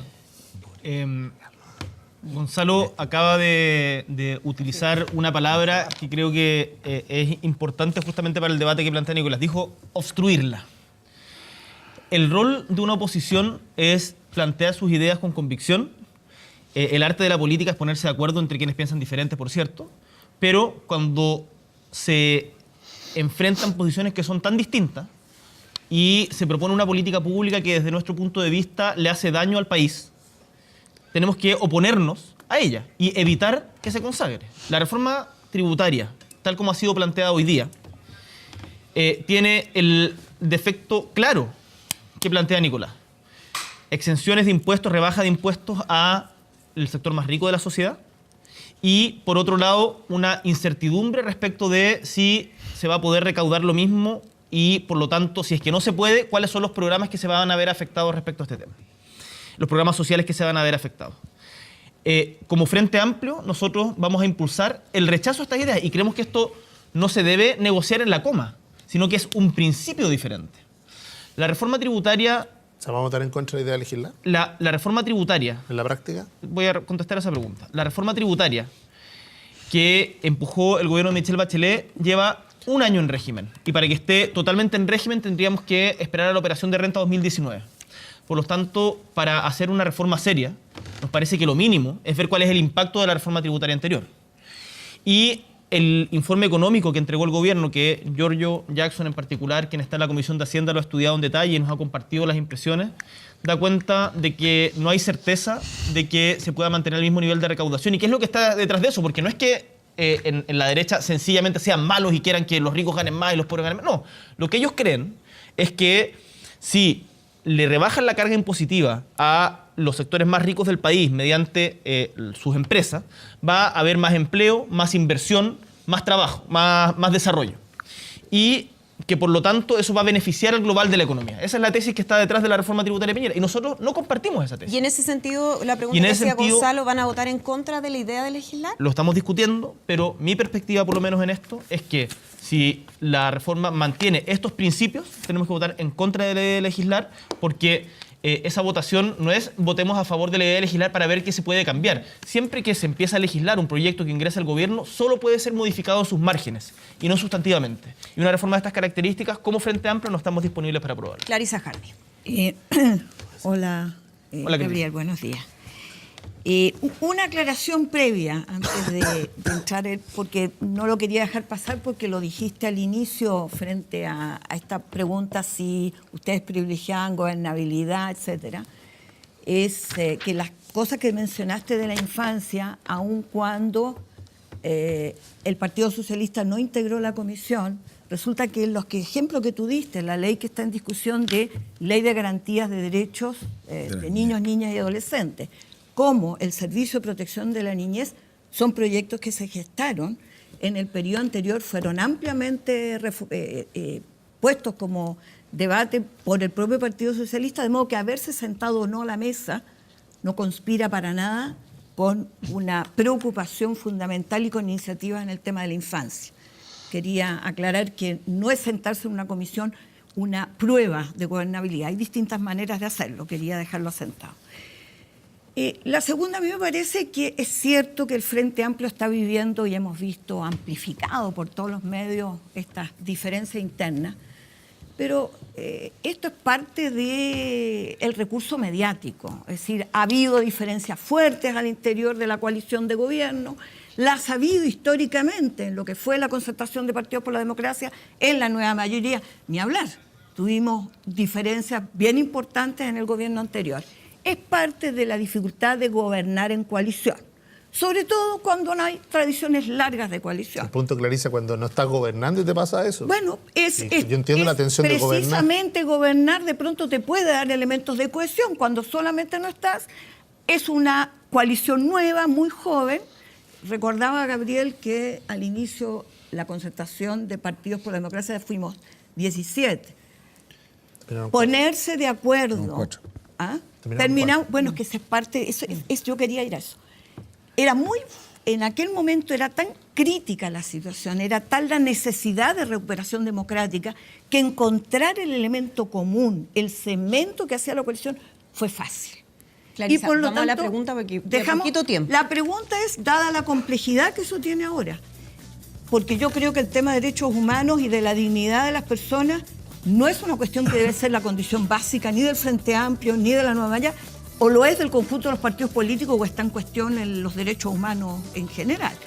¿Cuál es hoy día, si tú dijeras, cuál es el gran elemento común definitorio que hace a lo que las distintas expresiones dentro del Frente Amplio deben abrazar y dónde están todas las posibles diversidades que pueden coexistir? Ese gran elemento común, diputado Boric. En respuesta corta, porque... Está la musiquita. Sí, ya nos tenemos que ir a la pausa, pero contéstame. ¿Lo respondo a la vuelta? No, ahora. Yo diría que el gran elemento cohesionador hoy día del Frente Amplio es que necesitamos recuperar ciertos derechos sociales que son universales, que sean garantizados por el Estado, que estén exentos del ámbito del negocio y que permitan un piso mínimo mucho más alto que tenemos hoy para la mayoría de la población, que, por lo tanto, colabora a combatir la extrema desigualdad que tenemos en nuestro país. Ese es un piso ordenador mínimo de todo el Frente Amplio. ¿Puedo corroborar eso? Vamos a la pausa, ya estamos de regreso. Desbordar la Nacional. Clarisa, tengo que ir a la pausa. Para que les permita volvemos de inmediato. Subvertirla.